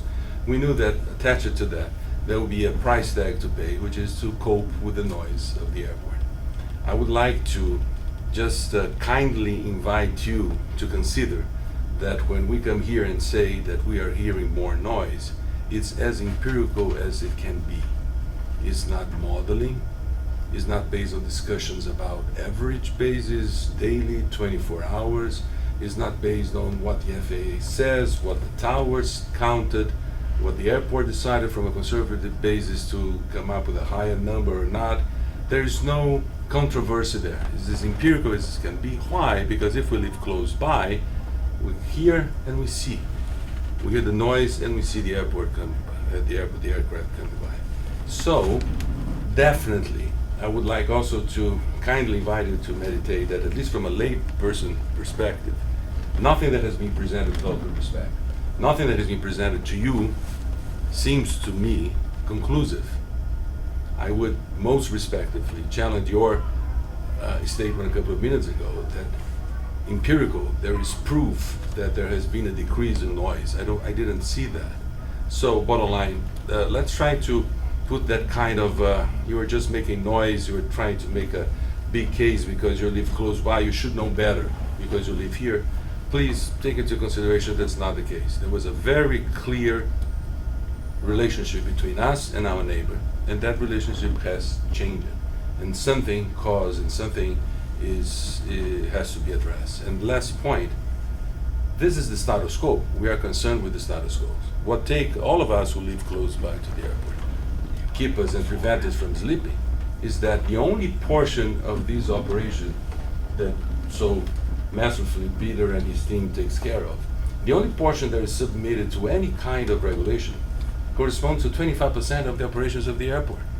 85% we keep being told by everybody that operates here without any sort of limits, restrictions, concerns, careful approach. Now, we are all grown-ups. We know that those people in general aviations are very professionals. I'm pretty sure that they would do their best with the best intentions. But the problem is that we are concerned not only with the status quo, but what's going to happen next. So if the airport in the Westchester County doesn't have, and you doesn't have jurisdiction over what's going to happen here, but perhaps there will be ways under the jurisdiction of the county to prevent that those 85% of the traffic not turn to 95 or even increase. So, sorry if I took too much of your time. Sorry if I spoke more than I was supposed to speak. But you've seen me before here in other meetings. I'm Italian. My wife is Italian. That means that I don't do too much talking at home. I have to talk here. So, to make a long story short, let's please put behind the idea that we who live here, we should know better, that we're close to the airport, therefore it's your problem. Go talk to your mayor and to your board of trustees to say don't approve zoning. That's not the case. We all knew, we were happy, we all have our vacation homes outside this area, we all use the airport. However, very empirical, not based, and sorry for repeating myself, not based in averaging, DNL, not based in nothing, based in very empirical, the noise, that relationship has changed. Thank you very much. Thank you. Rob, you're back. I have a couple closing questions, but there are a number of them. In the scope, it talked about doing DNL contours all the way down to 45 dB. Did that get done? We do have that available. Was there a reason why that was chosen not to? Because we time? just, well, not just time, but we knew that those two were in regulation, so we thought we'd just show 5 dB beyond that, but there was, I mean, we modeled well beyond that. Okay, so does that mean that there's a broader report, more in-depth report that we can get access to? It's in draft form now. There will be a noise modeling report done. Yes. Okay. This is done in advance of that because they wanted us to try to present something here tonight. I appreciate that. in terms of the percentages for the runway uses, is there a reason why, or can that be presented in actual numbers of planes as well? Because it's hard to keep track. It's got night and day, and there are different years, and you know, if there are actual numbers in there, I think that would be a good complement to that information. We could do it on a annual average day. We could also do it on a full year. I was looking for the full year, yeah. They'll be the same, but I think people understand the full year a lot easier. Okay. In terms of touch and goes, all that I know that with the airport information that we gotten previously in terms of the runway selection, I think it had been treated differently in different years. Did we treat touch and goes consistently throughout these periods? We used the data.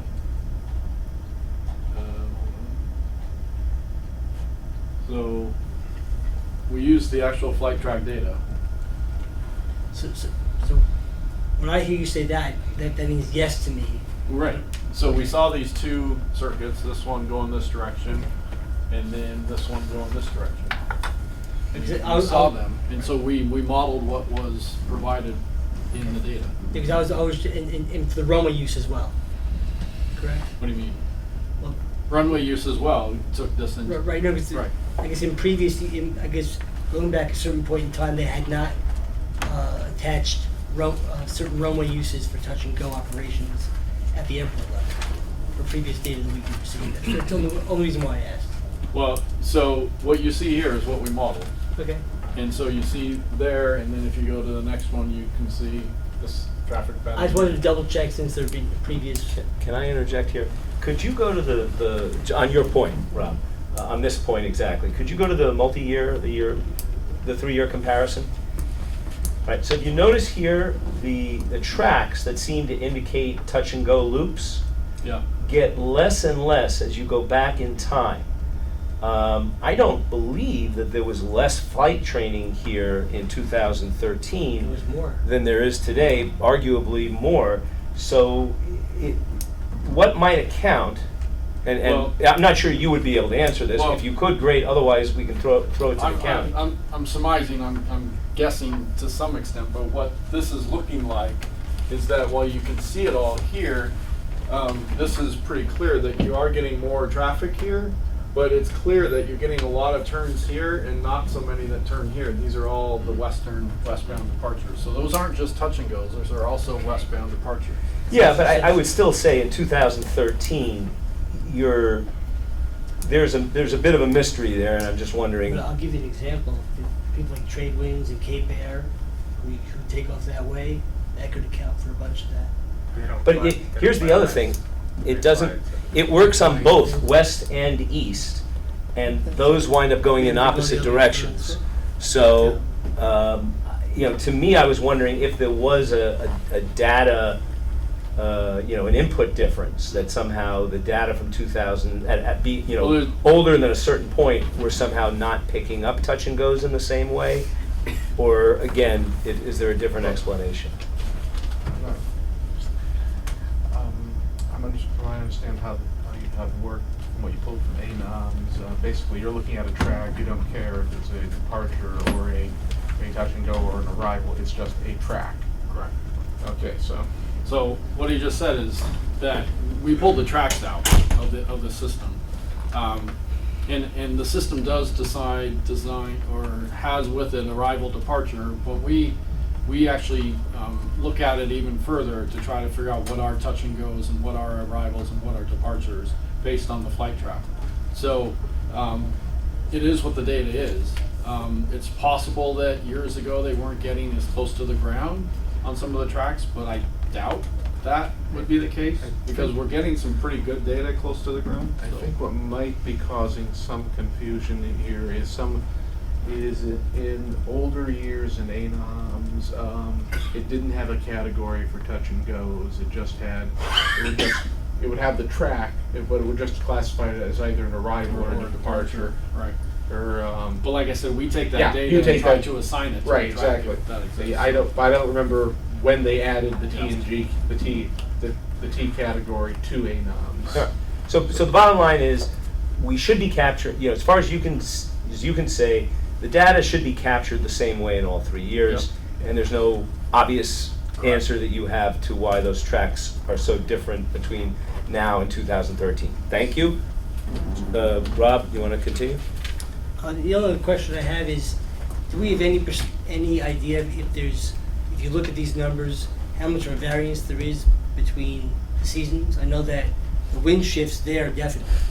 We get a lot more wind from the south. We have not looked seasonally. Okay. Could you? We could. Somebody want to put, or we could put dates around seasons, but yes, we have the date of every operation. Okay. Nancy? So this whole endeavor, including, the county hiring a consultant to look at the noise and over the years, is to figure out what might be causing what was described here as this increase in noise for people living within a fairly good-sized distance of the airport. And you are saying the only thing that you can think of is this ILS change. Is that? It's the only change that I was aware of that happened outside of the data that we collected. We collected the data, we came up with this runway use, we had a conversation with the airport, why is there this change in runway use?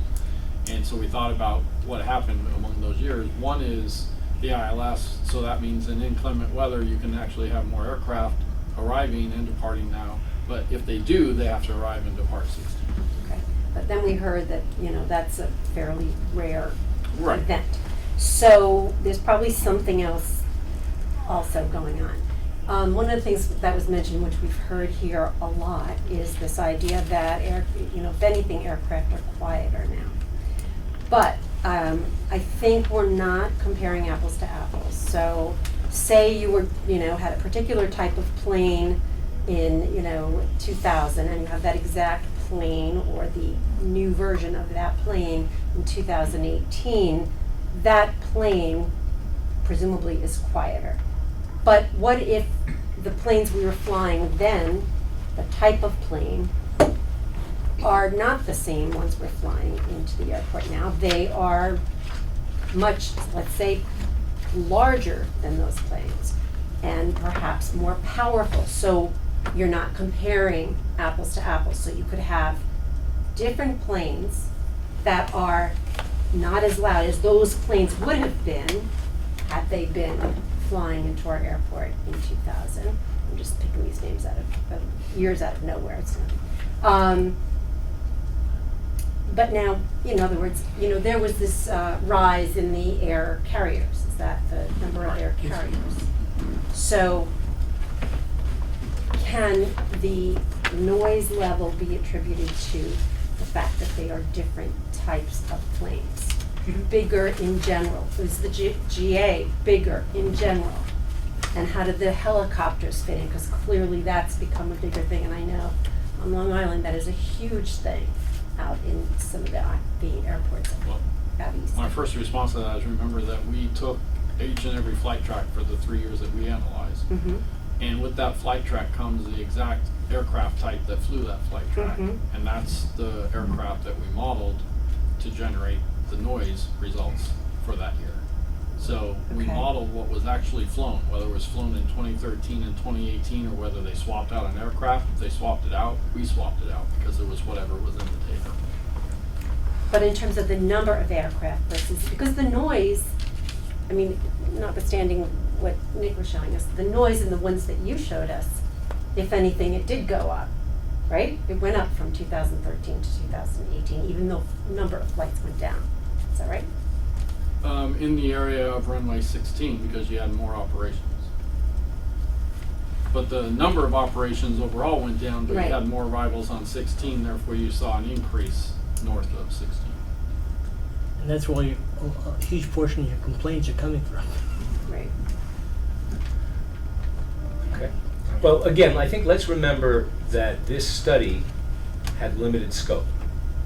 So causation, there was only so much analysis done or contracted at this stage towards identifying causation. Is that fair to say? And last point, then I will really turn it over to you. But one of the things we talked about last time was that in terms of arrivals, engine power and quietness really isn't much of an issue. It's really air displacement. So regardless if the planes have gotten quieter, when they're arriving, that's not much of a factor. I thought you agreed with that last time. So what has happened with the stage 3, 4, and 5 aircraft is that they have gotten much quieter on departure, to where now the engines are quieter, basically. The airframes haven't changed substantially until the Neos are out and the 737 Maxes, which is A380 Airbus Neos and the Boeing Maxes. They're starting to reconfigure airframe to try to reduce arrival noise. But before that, you're correct. Arrival noise has stayed pretty steady, constant. Hasn't seen the reductions in arrival noise that you've seen on departure. And we also have a bunch more A320s and E190s coming here now, and even higher, Cessnas, the C9s and C7s than we had in previous years as well. You can correct me if I'm wrong there about that, but the A320 and the E190s were not here 10 years ago. Yes, they were. They were? As many? There have been A320s and E190s flying into this airport as long as I've worked here, and I've worked here since 2008. So JetBlue has not increased the size of their fleet? JetBlue started in 2006, March of 2006. We started off with A320s. And then they brought in E190s probably 2 years later. So when we see that average size of passenger per plane, what's driving that? They would think to be bigger planes, no? Well, that's their fleet that they have. That's the fleet that JetBlue operates, is A320s and E190s. The increase in that you've seen in the average number of passengers per plane, flight, yeah. that is being driven by aircraft going from 30 seaters to 50 seaters, 50 seaters to 70 seaters. Other airlines. But all those things are bigger planes, right? Yes. Well, that's sort of the point I was trying to make, not very well, I guess. Doesn't make it very well, but. I'm sorry if I blame JetBlue, I apologize. When you go to that question, I mean, before the larger airplanes came in, we had at one time we had 90 arrivals, 90 departures, just a commercial. Now we're at 40 arrivals and 40 departures. What they just changed is smaller equipment for a single larger equipment. Instead of, let's say five flights to Boston, you do one, you do two. So it's efficiency. Right. Less flight crews, better fuel economy, quieter airplanes, propeller-driven airplanes, better jet engines, and again, as he was explaining, the technology continues to improve, and the airlines and corporate air operators are constantly looking for those airplanes and looking to buy those airplanes. Right, and I appreciate that, but I think residents don't have time to wait. I think each year is precious to them. Each season outdoors is precious to them. And I think, our goal is to try and help them sooner rather than later. I think that's the county executive's goal and the board of legislature's goal as well. All right. Thank you. I'm gonna. There was another member of the public. No. All right. I'm gonna muscle in then. Just a few. A lot of my questions have been answered, but a few remain. So, first of all, let's go back to that point you were just making, because I think it's a potentially important one to clarify. Airplane engines are getting quieter. Airplane hulls, right? What was the term? Airframes, thank you, are not, or at least not to remotely the same extent. So the model, can you state definitively whether the FAA model that you were plugging all your data into is taking full account of airframe factors as well as air engine factors in measuring, in modeling higher decibel events and DNLs? Yes. And so sometimes what we do is we develop what we call footprints by aircraft type to show the relative differences. and I can put up a number of 737 starting with the 200s and going all the way up to the 800s. And what you'll see is, so it'll show arrival and it'll show departure, right? So it comes and arrives and it takes off, and you show a footprint for both of those. And you see, historically, the footprint of the arrival has not changed. The footprint of the departure has shrunk substantially. And so you can see that. So it's in the model data, and I'd go a step further to say that's part of the certification data that the manufacturer has to provide to the FAA, which gets into the model, is they do an arrival measurement, a departure measurement, and sideline measurement. So, and those are done with actual monitoring equipment? Measurements. They have to certify every type of aircraft. You have to fly, you have to give them the arrival data, the departure data, and the sideline noise data from their measured data. Okay. And done in a very specified, tailored way. So over time, we're getting what should be continuing accurate models Yes. of departure data separate and apart from engine efficiency. Yes. Okay. All right. Next, could you just go back to your first slide?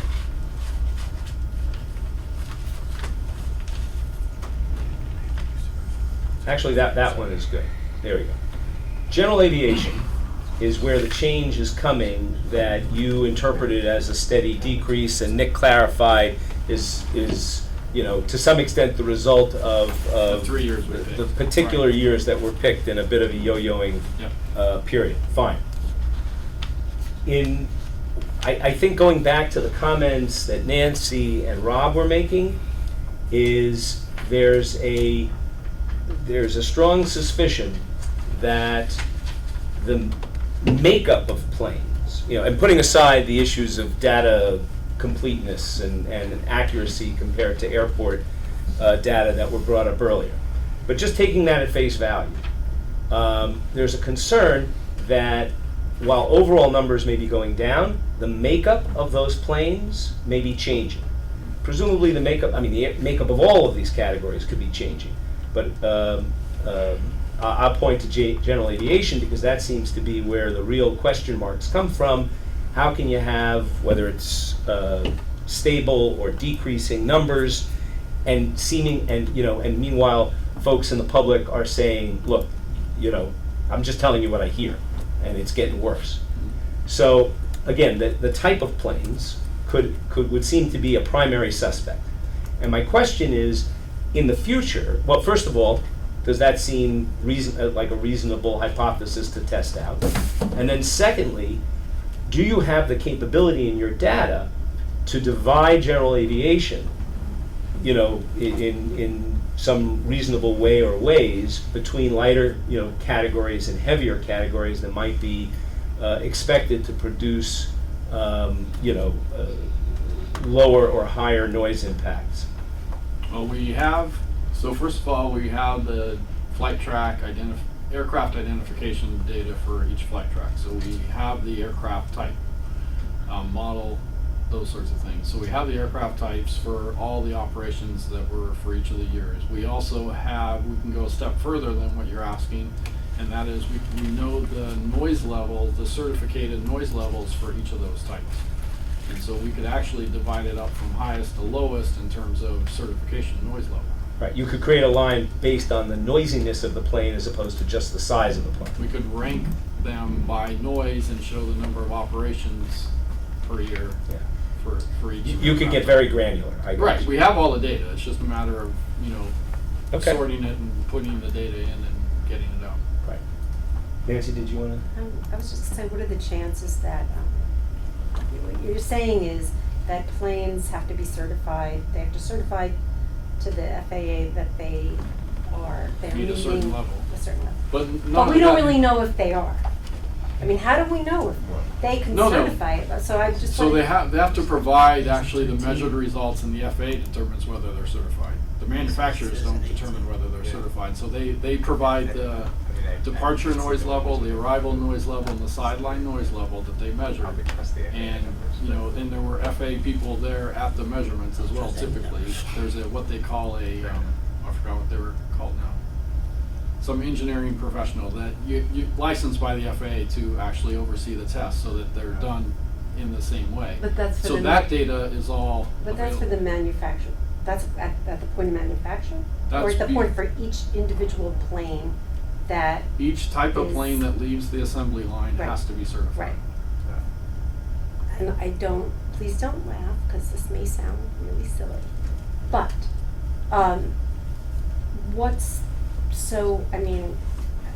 cars get altered after they're purchased.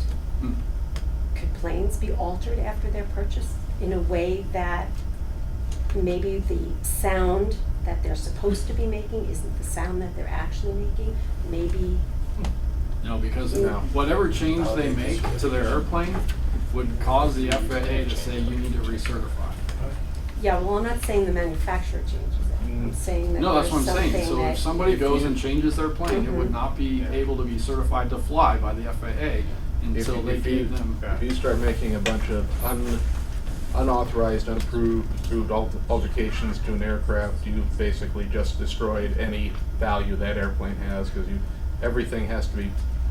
Right. FAA Yeah. won't certify it. As a point of context, just Well, on a simple they're not going to YGA plane, FAA. we wanted to change a light bulb Mhm. from one manufacturer to another manufacturer. It was a 3-month process and involved 20 pages of forms to fill out with the FAA, and we had to have a certified inspector inspect the whole thing and sign it off for a light bulb. Right, well, So- that's if you were reporting that, which Well- I'm sure there are changes that are made. I mean, Yeah. and again, I'm not trying to, this, After Right.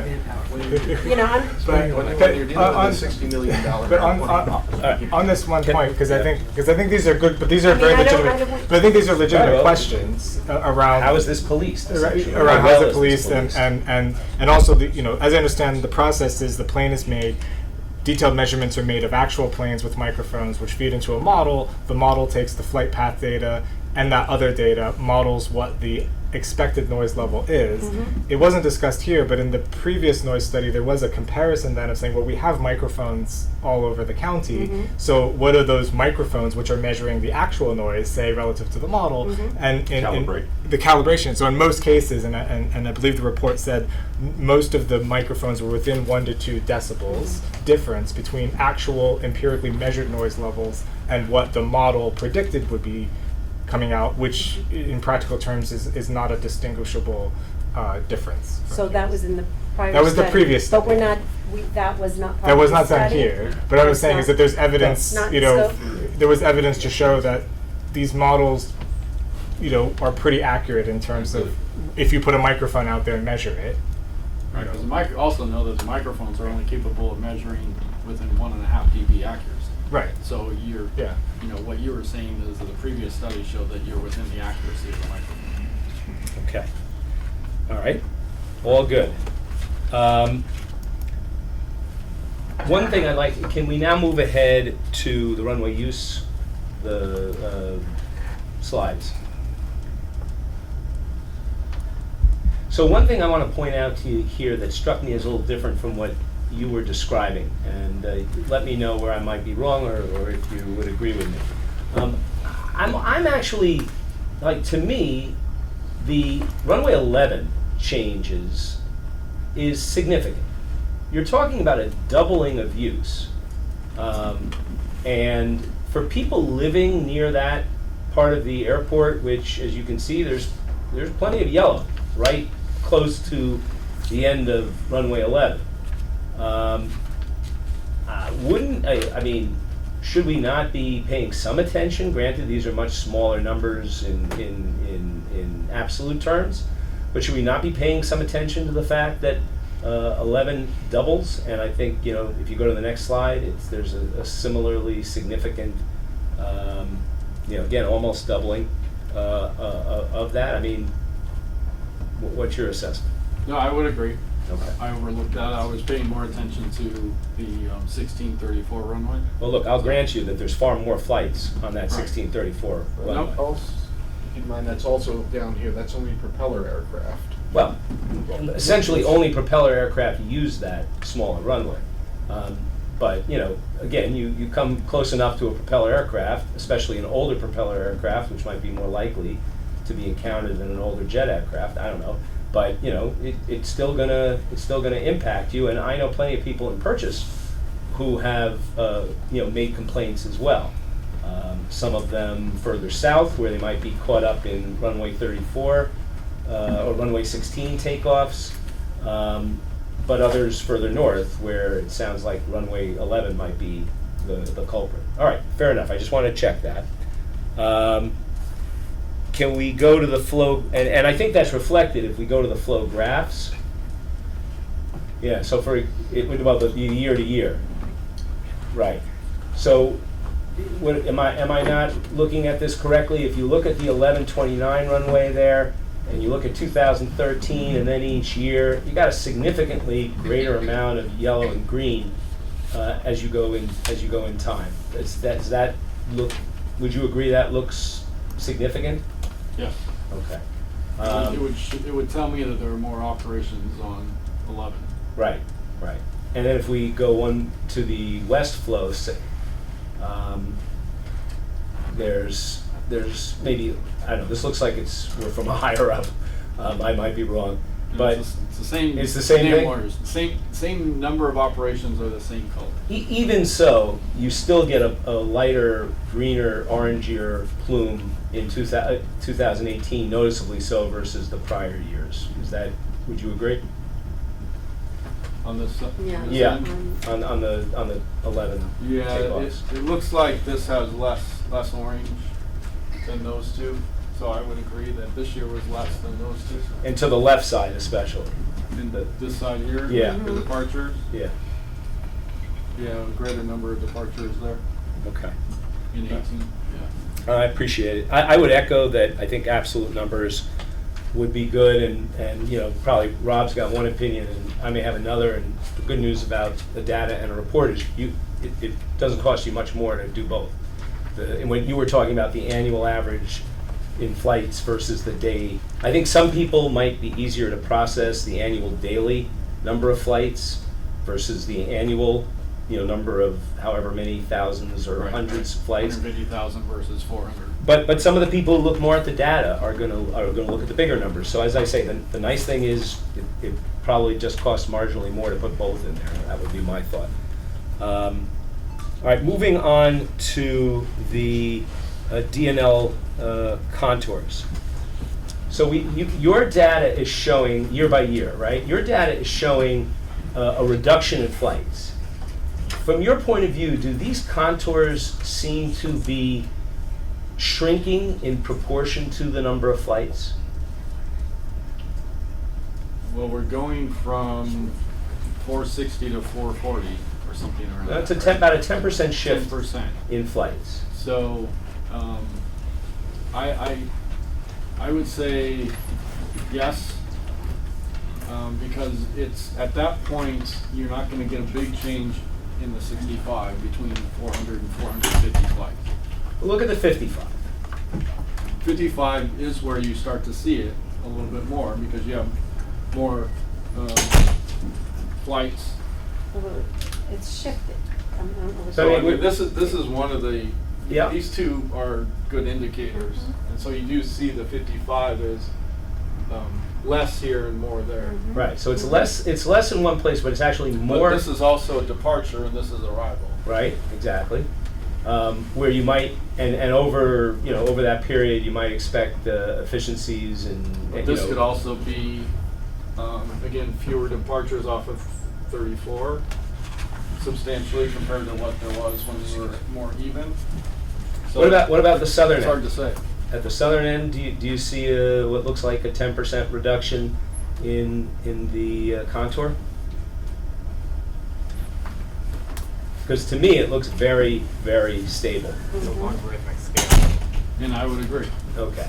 And so again, is it fair to say that that's sort of indicating that something's happening to counter the expected benefits of having the number of flights reduced? Also remember that the louder flights dominate the contour.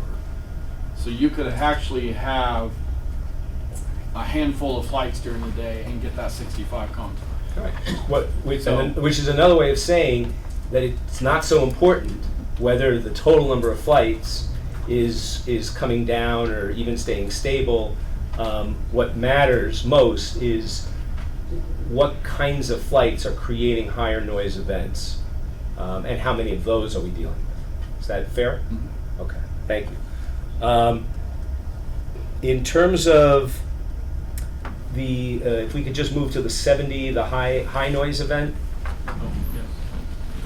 slide. Okay. I don't know if there's any way to display that in a way that makes it a little easier to see what's underneath those colored dots, to get just a better lay of the land. But if there is, I would just suggest that be included as a... You can put municipal boundaries a little bit more prominent. That certainly would help. Yeah. So something that would, I think, because I think we got a lot of questions too, that, was trying to figure out where those dots were relating to people. Okay, so I will say it's difficult because to see the dots and what's underneath it becomes hard, but boundary lines can work. Lines can work, shapes are going to be problems. yeah, I get it. I mean, I It's won't clear macro. we can't put land use on here because you did that, you won't see half those dots. Right, So right. totally obscures the dots. Okay, great. And is there a way to essentially take data that shows the number of days that were predominantly east versus west flow days and superimpose that onto this type of map, so that instead of guessing that on eastbound days, some dots will be lighter than other dots, that we would actually have a model or a projection of what eastbound days look like versus westbound days look like? We could do, I'm thinking off the top of my head here, but, so we could put days that were all east flow. Figure out how many, because some days they're gonna flip it around, they're not gonna be that, so I would say eliminate those. But days that are all east flow, and then days that are all west flow, put those together and determine the same, that provide the same information for those days. I think that might be helpful, because it might provide, well, one way or the other, it's going to show what the data shows, and in a way that's more easily comparable to what people are experiencing. Yeah. All right. Nobody lives in an average day. All right, and lastly,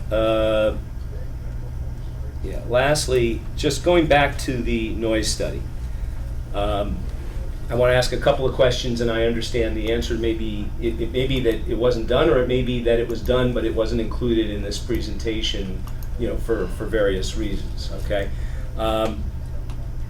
There was an indication that, well, Rob already mentioned 45 DNLs. There was also a DNL contours specified for 70 and 75, and will those appear in the ultimate report? Yes. Okay. There was also an indication that of a color dot matrix graph for DNL as opposed to for events above 70 decibels. Will those types of grids appear in the report? We could add those. We have not generated those to date. Okay, but they could be added. The maximum, also again, there was an indication that the report would include same sort of color-coded grids for maximum sound level, as opposed to just above a certain specified decibel. So can that or would that be included? We have already produced those. Great. And how far do they go out? Well, yeah, throughout the study area, and I guess that goes back to questions about, could the study area be enlarged to better address, at least to the north, to better address concerns in and around Chappaqua and Mount Kisco? You mean something below 55? Is that what you're going for? Well, I think he's just saying, can we expand this study area north and south? Maybe we not even south, just north. Right, but if you have the LMAX, that doesn't go to a certain number, right? It's whatever the LMAX is for that certain area, you should be able to know. Whether it's 10, 20, 30, 40. But we didn't go down to 10. No, no, where does background noise start to kick in? Well, it kicks in, 40s. Depends around here. Depends. Yeah. All right, but realistically, 45 seems to be the floor at which, 45 DNL? This, well, no, 45 DNL seems to be the floor that was contemplated in the study. And I'm not looking to force you out of, the work you contracted to do. But I would think that if we're talking about, L-maxes or maximum noise, certainly you could go down to 45. And I would also think that if you went down to 45, based on the logarithmic scale, you're going to include a much greater, presumably a significantly greater area that's impacted by those lower but still significant noise levels.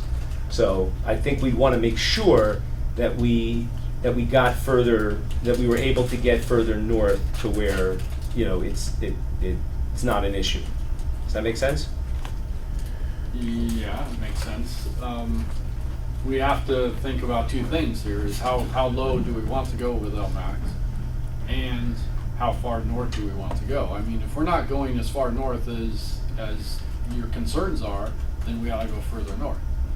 And so I think you decide on where you want your map, and then we go out to the LMAX levels that go to the extent of the map. Well, you know what? I will leave that specification to those of us here and not here from those communities who can supply input to the county.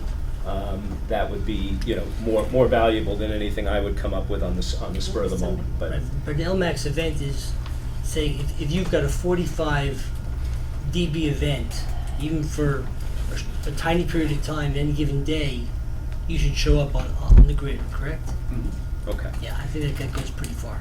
Yeah. All right. And then whatever standard we give the consultant, depending on who directs the consultant, in what that particular municipality or area needs, yes. But I don't know whether it's a national standard to go down to 45. I'm just looking at what's in the Okay. contract. Can we say 45 on the I think that's right, Hugh. Yeah, I mean, I think sort of the easiest thing for us to grasp Right. is that the contract mentions, down to 45 DNL, so it's sort of a reasonable thought to do that. Let me just finish. So my last questions had to do with the scope of the work. So in addition to what we've been talking about, there was indicated here some additional tasks. So everything we've spoken about so far has to do with modeling aircraft noise based on base maps and data collection, all of which you've described as having been done. But task 4 indicates reviewing the noise complaint management program. And task 5 is assessing locations of the fixed noise monitoring sites. And I'm not hearing anything about that. So could you help? Those two are still underway. We expect to get a draft report on both of those to the county early in November. Okay. Because, again, this meeting was at your request to see where we were with the study, and, so we presented today what we had, and the study's still going to continue with the tests that this consultant has. Okay. Yeah. Great. Well, that does it for me. So I thank you for a lot of work. Obviously, what has gone into this, and I want to make the point to everybody that again, this study was not contemplated as the solution that was going to shine a spotlight on what needed to be done to fix everything. Obviously, we were hoping that we would get more insight versus less insight, but I think a lot will depend on where the county goes from here with HMMH and with the input of the community. And I would suggest to all my colleagues that we go back and solicit, let our constituents know about this study, about the ability to go online very shortly and see the study and hear the discussion and get feedback and ideas back to us for us to then get recommendations back to the county about, essentially, again, where do we go from here? The last thing I'll mention, though, is that Task 6 is recommended next steps from you folks. And just for clarification, has what we've heard today included those recommendations, or is that also going to get fleshed out further based on the work continuing? Well, the next steps was all about, and you said it much earlier, this is about data collection and what do the results show from the data collection and what have we learned from the other surveys we've done. Put all that together, what have we learned, and figure out where do we go from here. So rather than put together the next steps before seeing the results of where we're at today, seems, to preempt it. And so I think the county also saw that it would be good to have you involved in that process, to see where we're at and where you want to go from here. So That was what was contemplated. all right, great. So there's more to come with respect to your recommendations on next steps. Certainly. All right. But it's not just from us. I mean, it's working with the county, and I would assume your input as well. So that's what I contemplate. Right. So the report's recommended next steps is not simply composed of what you come up with all by yourself, but it's also going to reflect the input you get from everybody else. Exactly. Fair enough. Nancy? I know we discussed it, but I didn't know if that was, and I think you said you could do it, but I don't know if that's part of the scope, and I don't know if we'd need to ask the county to extend it, to get data on the types of planes, the actual. And the noise levels. And the noise levels, yeah. Yeah, that's definitely out of scope. It could be Okay. part of the next steps. It could be, no, let's do that as part of the inventory, but no. It is definitely at this time out of scope. Okay. So. Any final? I just wanted to. Yes, don't worry, I wasn't going to close down without. Just wanted to say, I live in Chappaqua, and so the data show certain things, but our experience may not be reflected in it. And the question I have is, these are averages, and so what we experience in reality is there are certain days, like 3 days a week, that are horrible, with planes coming in every 2 minutes, passing over, and looking as if they're gonna touch our houses, which I've been there for 39 years, and I've never seen anything like this or heard anything like this. And it could drive you crazy to sit there and count, look at your phone and say, that's 2 minutes, 2 minutes, 2 minutes. 3 more days could be fine. So when you average that out, it doesn't look so bad. But those other 3 to 4 days a week are horrendous. Well, I think one of the things we talked about is showing a east flow and a west flow day, because what you're talking about is probably the east flow day when it's bad, and then the west flow day not so bad. So if we broke it up by that, maybe that would get to that. We would see that. Perhaps. Yes. I'm 7 miles north of here, which is not on your line of operations map, and I'm not surprised that right near the airport there hasn't been much change, but if you zoomed out in that picture, you'd see the change, because the planes now turn over my house south. So can we? We're even outside the. Yeah, can we get a bigger picture further north? Because that 7 miles doesn't seem that far to be not included. So Do you that's live, even further up there. east or west of the extended center line? I'm right in the thick of it. It's Looking north. But like you're looking saying- along. She's a little east. yeah. Yeah, so you're getting the, you're Right in getting, All the town. southern turns she gets. You're getting people Yeah. coming up So on you'll- the direction. if you did- zoom So out, you'd you like would to see see us the in change, expanded- because there's one additional pattern, and we call it 117 because it now goes over Route 117. I mean, we've seen the changes, so you will too. That's all north. If you pull out of Just further. That was Yeah. further north. Yeah. Okay. It went Thank further you. north. Thank you. Okay. Yeah. Nick? I think we've heard a couple of comments tonight and about, the area north and some of the patterns. And when we did do the study, Rob and I looked at the gate analysis in April-ish, I think it was. April, yeah. There was a very clear increase in, say, the last 5 years or so. Well, we only looked at 4 years. We looked at 25, 10, 15, 18. Between 2005 and 2018, there was an increase of traffic on the north side. I think we've talked a lot tonight about why is that? Is it the weather pattern? Is it other things? It's not entirely clear. I think the thing that at least personally trying to get my head around is when we do go back further, what we saw in 2018 is still less than what we saw in the past. going back to say 2005, etc. So I think there's definitely evidence in the short term over the period that's been described that there has been some increase. And I think we only looked at August, and so when we presented that data, we kind of put a caveat to say, hey, we're only looking at August, but that's the trend. We're now looking at entire years, albeit slightly different years, but over that similar time period, we do see some increase on the north side of the airport. I think the question then is that a localized phenomena over those few years, or is this different from times past? I mean, clearly we're getting reports that it is different from times past. I think it's conflicts a little bit with some of the data around the overall noise levels at that time in the traffic, but we have to take in all this into account. And but there is some empirical evidence for sure to say, yeah, there's more traffic. That's kind of why I asked the seasonality look at, because maybe it's more of a summer issue here, and much people less might of a be winter outside. issue. Yeah. All right. And look, again, sometimes it's about what year you pick. You pick 2005. You pick the 2010.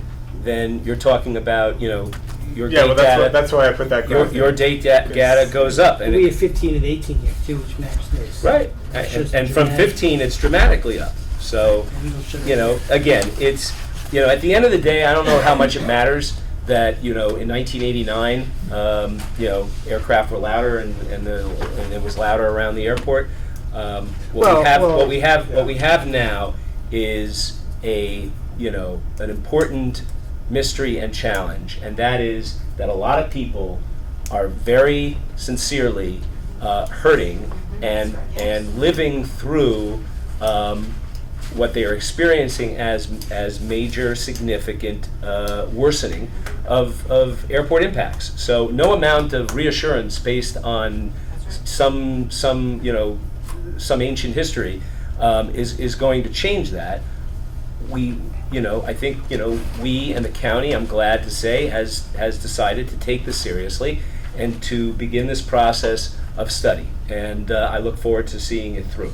Can I just make a brief comment on? So I do want to point out it does actually matter that it's different from 1989 in the sense that, and we've talked about this a lot before, that this airport and the county have taken the environmental concerns very seriously to levels that are almost unparalleled at airports anywhere in the country.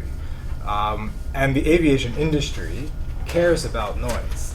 It's not cheap to make quieter airplanes, right? It's done because it does have impacts on our communities.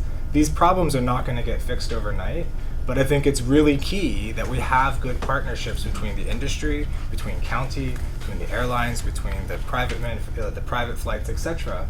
And there does have to be some credit given to say that there has been substantial impact in a positive way on these issues. Nobody here is saying that the issue doesn't still exist and that there are things that need to be addressed. But I think there does need to be some serious credit where credit is due, and there's a lot of evidence to say that there's been big impacts in this, and that is because this issue is taken seriously. And there's I think that all credit should be taken where deserved, and I think that frankly, no time during this meeting were people taken up with bashing the aviation industry, the airport, the county, or anybody. We're simply problem solving, and we have a problem. And let's not lose sight of the fact that the problem is real and the problem is important, and that's what we're here to do. That's why the data is important, because we're trying to figure out, if we can't figure out what the problem is, we can't solve it. Exactly. And so that's all of exactly this is all trying to, Exactly. because we're saying what people are experiencing is real. We So we're trying we to actually figure out- have some other business to try to take care of. So, quick comment. yes, you get the last word, sir, because you have sat patiently Like on reward. TV. and courteously. But it is an important point. Peter, your summation was excellent. Apologize for the familiarity. No worries. Your summation was excellent, and I want to thank all the members. I've been here 40 years in Newcastle, and so my dog Rocky is sympathetic with the change in what's gone on. But I want to thank each and every board member. The amount of work you folks are doing is enormous. It's a complex area. There's enormous data and knowledge, and all of the folks that contribute in. I just know that you don't get enough thank yous for the work you do, and I just wanted to do that. Thank you. Thank you for coming. For the record, there was no pre-planning of that. All right, thank you so much. We're going to move on. Thank you very much to HMMH for coming in. I appreciate Thank you very much. the quality and you know, the patience you had with all of us. Patience, yes. All right. And I wish you a speedy and safe home. Thank you. Trip home. You got the West Coast, right? No. All right. So, moving on. Let me just. Finish in 10 minutes. We're going to try. We are certainly going to try. So, So I guess I'm going to take the pulse, but I think that for continuity's sake, we should continue. First of all, Peter. It's Peter. Yeah, Peter. Sorry, there you are. Do you have anything you want to add? As comments from the airport manager beyond what you've been invited to say so far. Oh, okay. Just since my audience is large here now. You can save it for when you have a better. We recorded. Or it's for the studio audience, right? No, just what's going on the last month. We've had we hosted AmeriCares, who did a charter basically and raise money to help people in different countries in the Caribbean. So we were host to that. That was very important. We've been doing that for the last 25 years. We also ran a breast cancer raffle. We collected $17,500, which makes our total since we started it of $170,000 that have gone to American Cancer Society. Every penny has gone there. We've paid all the expenses regarding these raffles. So that was a real good thing that we did. So we enjoyed that. And it was sad to see that the Collings Foundation plane crashed right before it was supposed to come to Westchester for the weekend. We lost a great piece of aviation history. Not only did we lose that, but we knew a lot of those people on that flight because we dealt with those pilots and the crew members and things like this. So it was a real sad day for aviation, especially here at Westchester. They've been here for probably 25 years, coming in and showing off aviation history and what planes flew in World War II, and basically honoring the men and women that flew those airplanes, serviced those airplanes during a time of crisis in the world. So that's all I got. Thank you. Thank you very much. I'm so sorry to hear about those connections. Never mind the tragedy that took place. Yeah, Chris, you have permission to speed. You're still awake. Let me just add, to the folks that the slides from this presentation are available as part of the minutes. So if the video goes quickly and you're watching this at home, you'll be able to look at the slides through the minutes document. Okay, operations for September were up over last year. I don't have last year's numbers. 12,823. Well, it's up a lot. Looks like about 100,000. Not 100. About 1,500. Give or take. Like I said, I don't have last year's numbers. There's breakdown by aircraft category, all of which can be found in the airport monitor. Operations during the voluntary restraint from flying period down significantly from last year. Here, this is the result of the work that is being done on the runway at night, which results in runway 340 closed. I was looking to congratulate. Right, yeah. Yeah, no, they can't get it now. Breakdown by time. Again, this is That's all why in you wanted to the airport repave. monitor. For noise complaints, we had 6,921 in September, up from about 3,700 last year. That's a pretty significant increase too, I would think. You can see the big exits are ridiculous. Here's came from 20 communities. These including 1, 2, 3, 4, 5, 6 in Connecticut. Our lead caller was in Armonk. And here's the top 25 Hive aircraft types based on landing weight for September. And all of this information is in the airport monitor, or if you actually want to read it. That's my question. What is the B-752? Boeing 757-200. Those are 757-200. Yeah. Okay. Those are charters Delta does for the Nixon Rangers. So those are the ones that would have to go to you, Peter, for special permission, right? Correct. Okay. All right. Thank you, Chris. Any other questions for Chris? Okay. We're now going to move to Hugh and the Public Works and Transportation report on capital projects. Good evening. Still the same project we talked about for the last couple of months, a stormwater management upgrade, which is basins A and B out here. They filter the water before it gets to Blind Brook, both in also quantity and quality. We're basically, that's paperwork right now.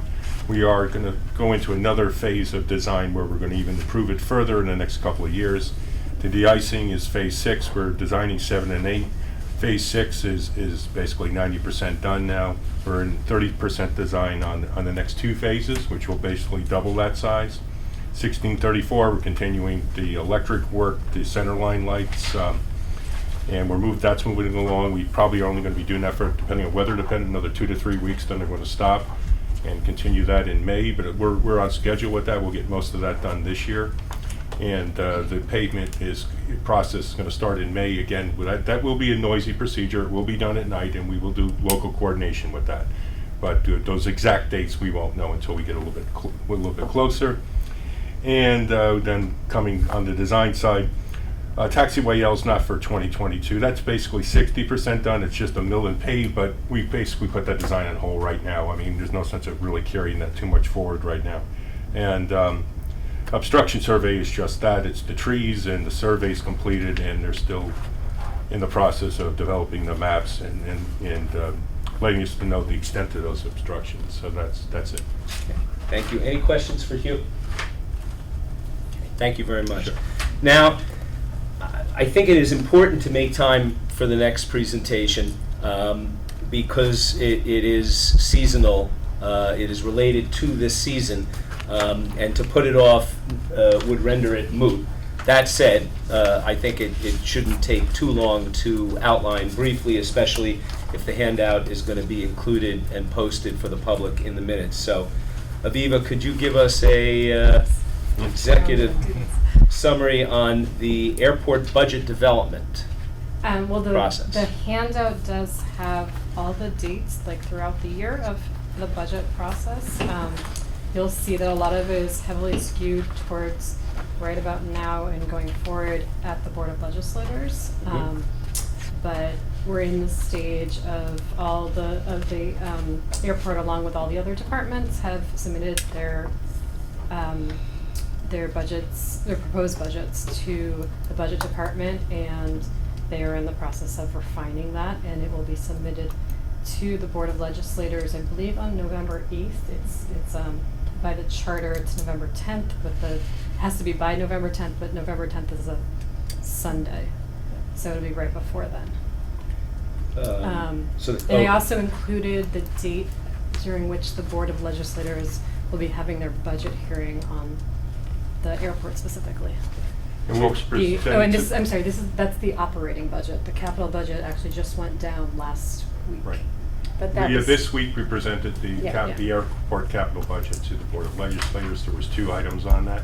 One was for additional money for the de-icing that we already talked about, and the other one was for the improvement I talked about, the further improvement of the basins A and B. And so we made that presentation this week. Gotcha. Nancy, do you want to add anything to this? Not specific. I mean, as Hugh just said, the capital budget was nothing different from what we've been talking about. Operating budget, we haven't received yet. No. But it will be available to look at online after we receive it, and then there are these hearing dates if somebody wants to come and comment on that operating budget. Okay. And just to clarify, the capital budget, which has just been presented to you, that therefore should be available online very shortly? It is. Yes. I think it is. Or already? Now. Okay, Yes. very good. Yeah. And there'll be just those 2 projects related to the airport. Correct. Limited though it is. Yes. And then the date for the hearing on the operating budget There's a is few November dates. 13th? There's a few dates. So, because we do it in different parts of the county. So you have, let's see, on the 11/19, there's one in Mount Vernon. Oh, I see. Okay. And then there's another one. So the 13th is when you receive it. The The 13th is, the budget committee meets with every department. Okay. So that is when they're meeting with Department of Public Right, Works and and that's just- Transportation that- and the airport. And that's a meeting at the Board of Legislators, at our building, in the county building in White Plains. It's open to the public. You can sit and listen to it, or you can watch it Live on stream. video. Yep. Right, Online. but it's, All but you Board of do Legislators. not speak, the public does not speak at those committee meetings, but at the things that are called public hearings, that's where we listen to the public. So you've got 11/19, you've got 12/26, 12/26. 11/26. Yeah, Yeah, it's yeah. 12. Yeah, that'd be a tough Right, that'll be a little late. And then the last Sorry. public hearing is 11/4. 12/4. I mean 12/4, right, that is 12/4. The date of our next Airport Advisors Board meeting. Ooh. That's a problem. Yeah. Ooh, didn't pick up on that before, All right. because that is at night. Gotcha. And those are the public hearings on the entire budget, not just on the airport. Correct. But you can speak about, the airport, but you can speak, but there will be people speaking about other things as well. The only committee meeting that will focus on the airport operating budget is that November 13th meeting? Yes. Public, I'll be presenting that then. Okay. And that's always also subject to change, actually, but that's the date that it's It's just scheduled a- for Right, gotcha. now. It's a Okay. scheduling issue. And then we have the later dates in December, at which point the budget will ultimately go towards final approval and a vote by the Board of Legislators. Okay, so I think for those, interested in how, money gets budgeted and appropriated and then ultimately will be spent, this is the process. It's now, it's even more transparent, and we'll make sure this gets posted for the public to be able to see as soon as possible on our website. Yeah, just make sure you change that, 11 to 11/26. You got it. And all of the Board of Legislators, committee hearings, and public hearings are all available online and live streamed. Mhm. And Very after good. the fact. Gotcha. Any questions for Aviva or Nancy with respect to the budget schedule? No. Great. Thank you. Chris or Peter or whomever, is there anything to report on the progress of publishing the airport monitor with and/or without missing charts? We're working on it. Is there any greater reason for hope now than there was a month ago? Less. Yes, I heard a yes. I said less. Less room for hope. It's one of those things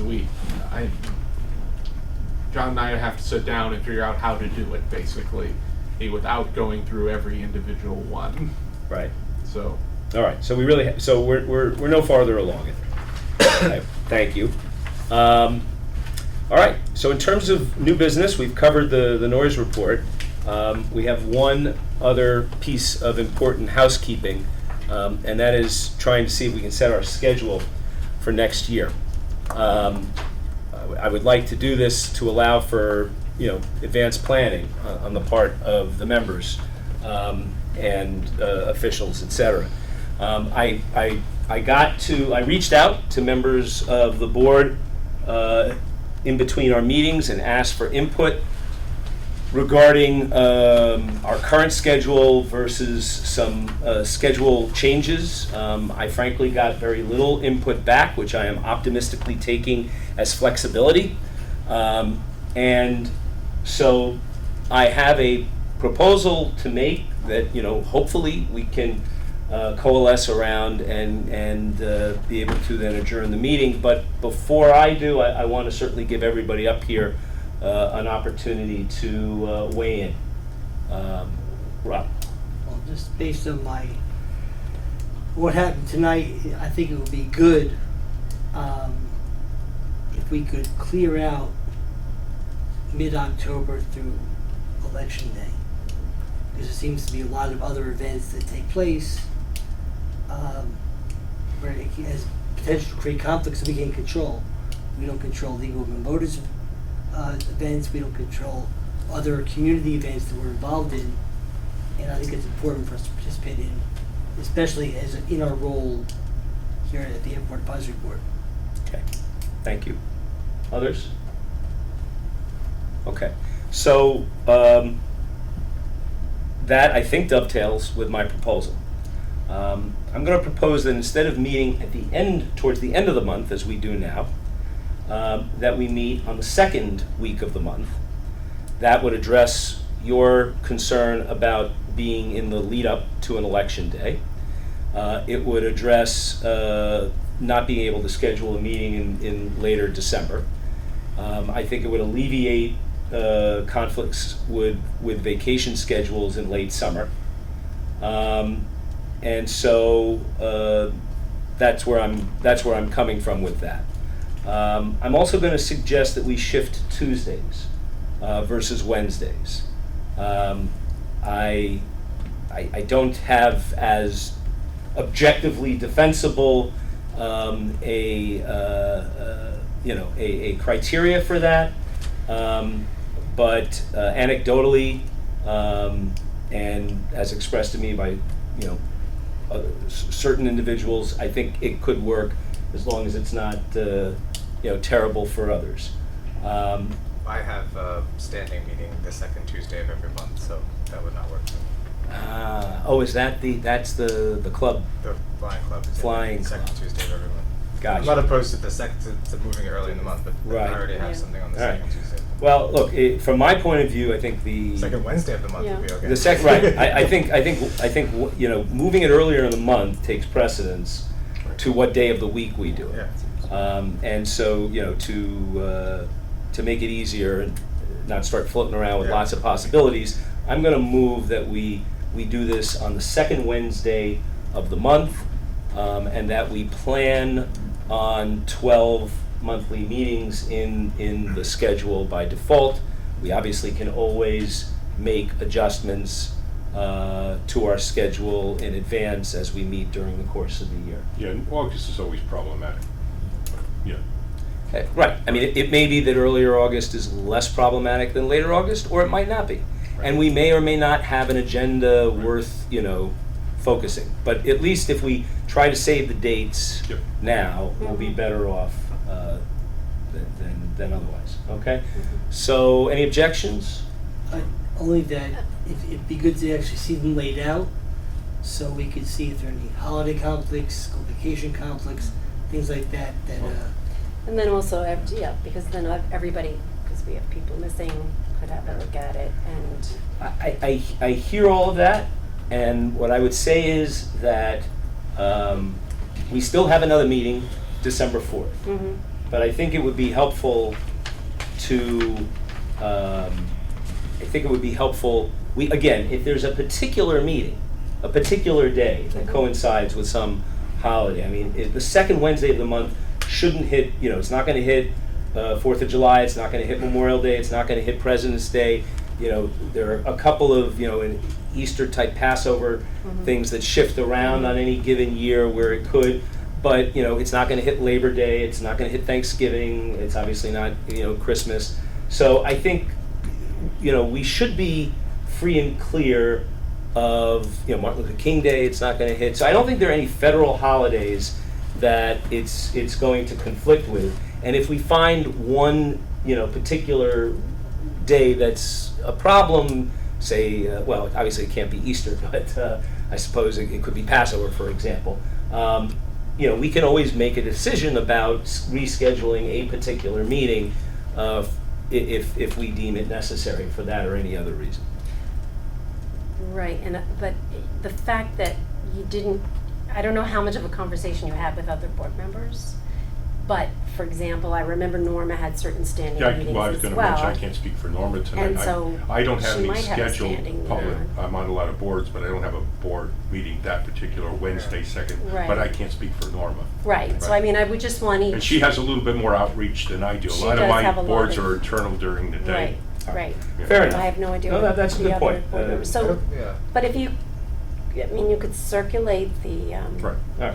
Circulate the the dates. count, you know. Fair enough. We have a dates sense of and then the. at the next meeting. We have a sense of the Flexible. board that all the members here could accommodate that change in the schedule. We'll reach out and, just for, again, those who might be thinking further ahead, that would be the intent as it stands now, assuming we don't come up with a conflict. Okay, fair enough. So we'll table that, and I think that brings us to a motion to adjourn, Wait, one quick thing. unless, Can I ask a quick Please. question as part of this? feel free. So I went to a Board of Health meeting last week Yes. where they discussed the water filtration plant Yes.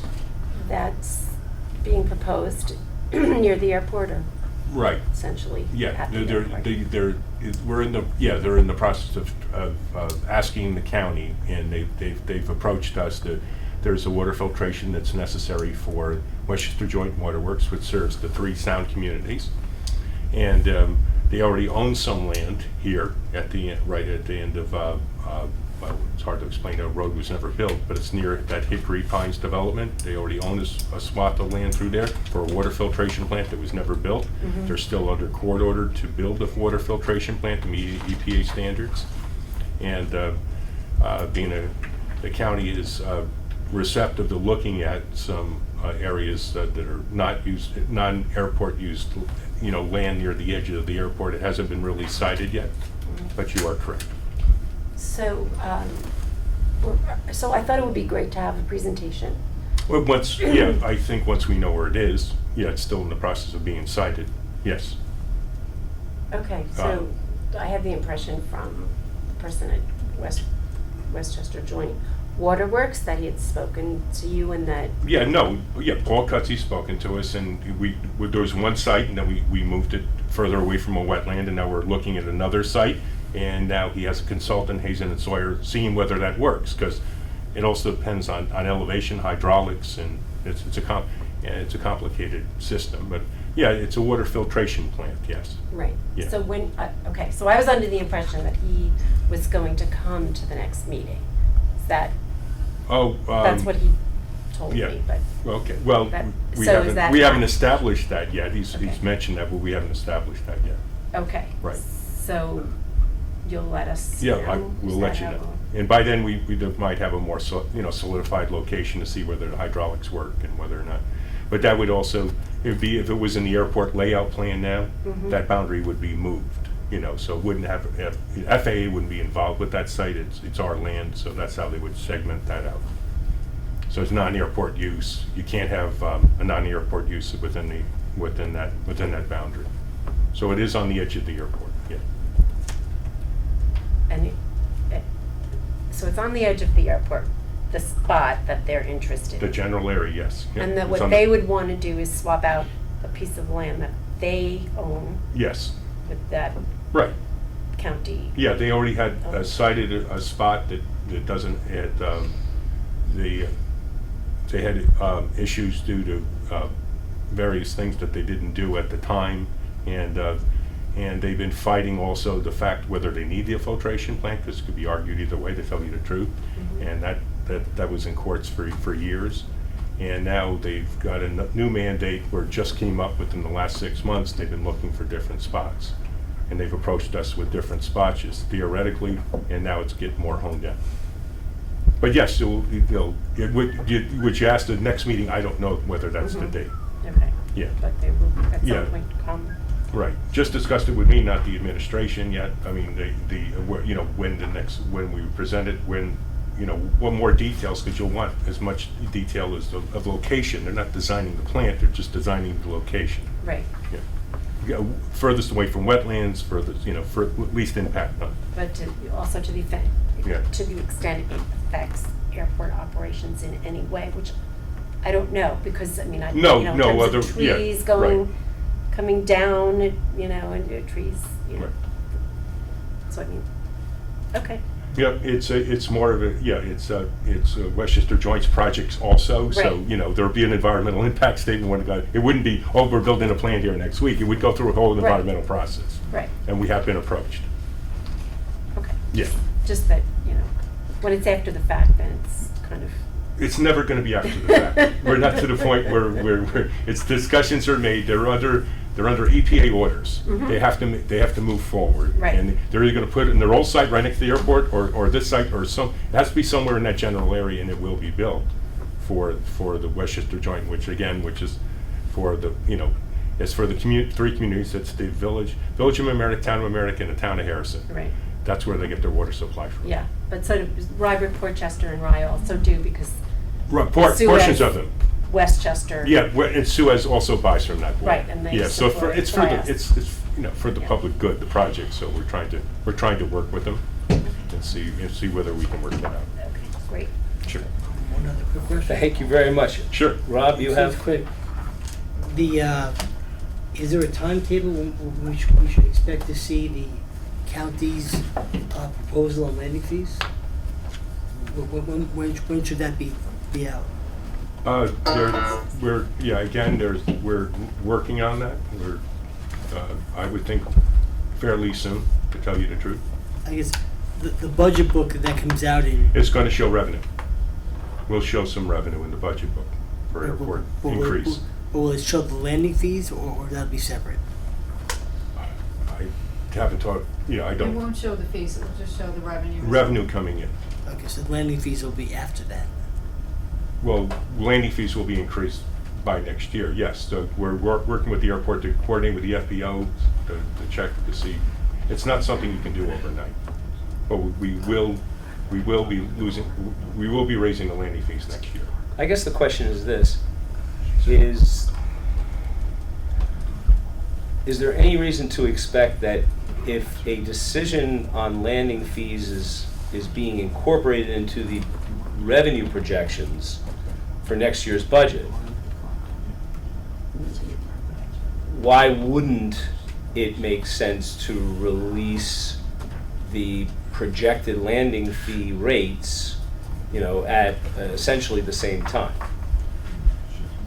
Yeah, they would need to, yes. So So in the budget process too, by the end of the budget process, that information will be out. all right, thank you And very we're much. still working with AdPorts to finalize that. Understood. Yep. Any other questions or comments? Do I have a motion? So moved. Do I have a second? Second. Okay, all in favor? Aye. We are adjourned. Thank you very much. Thank you.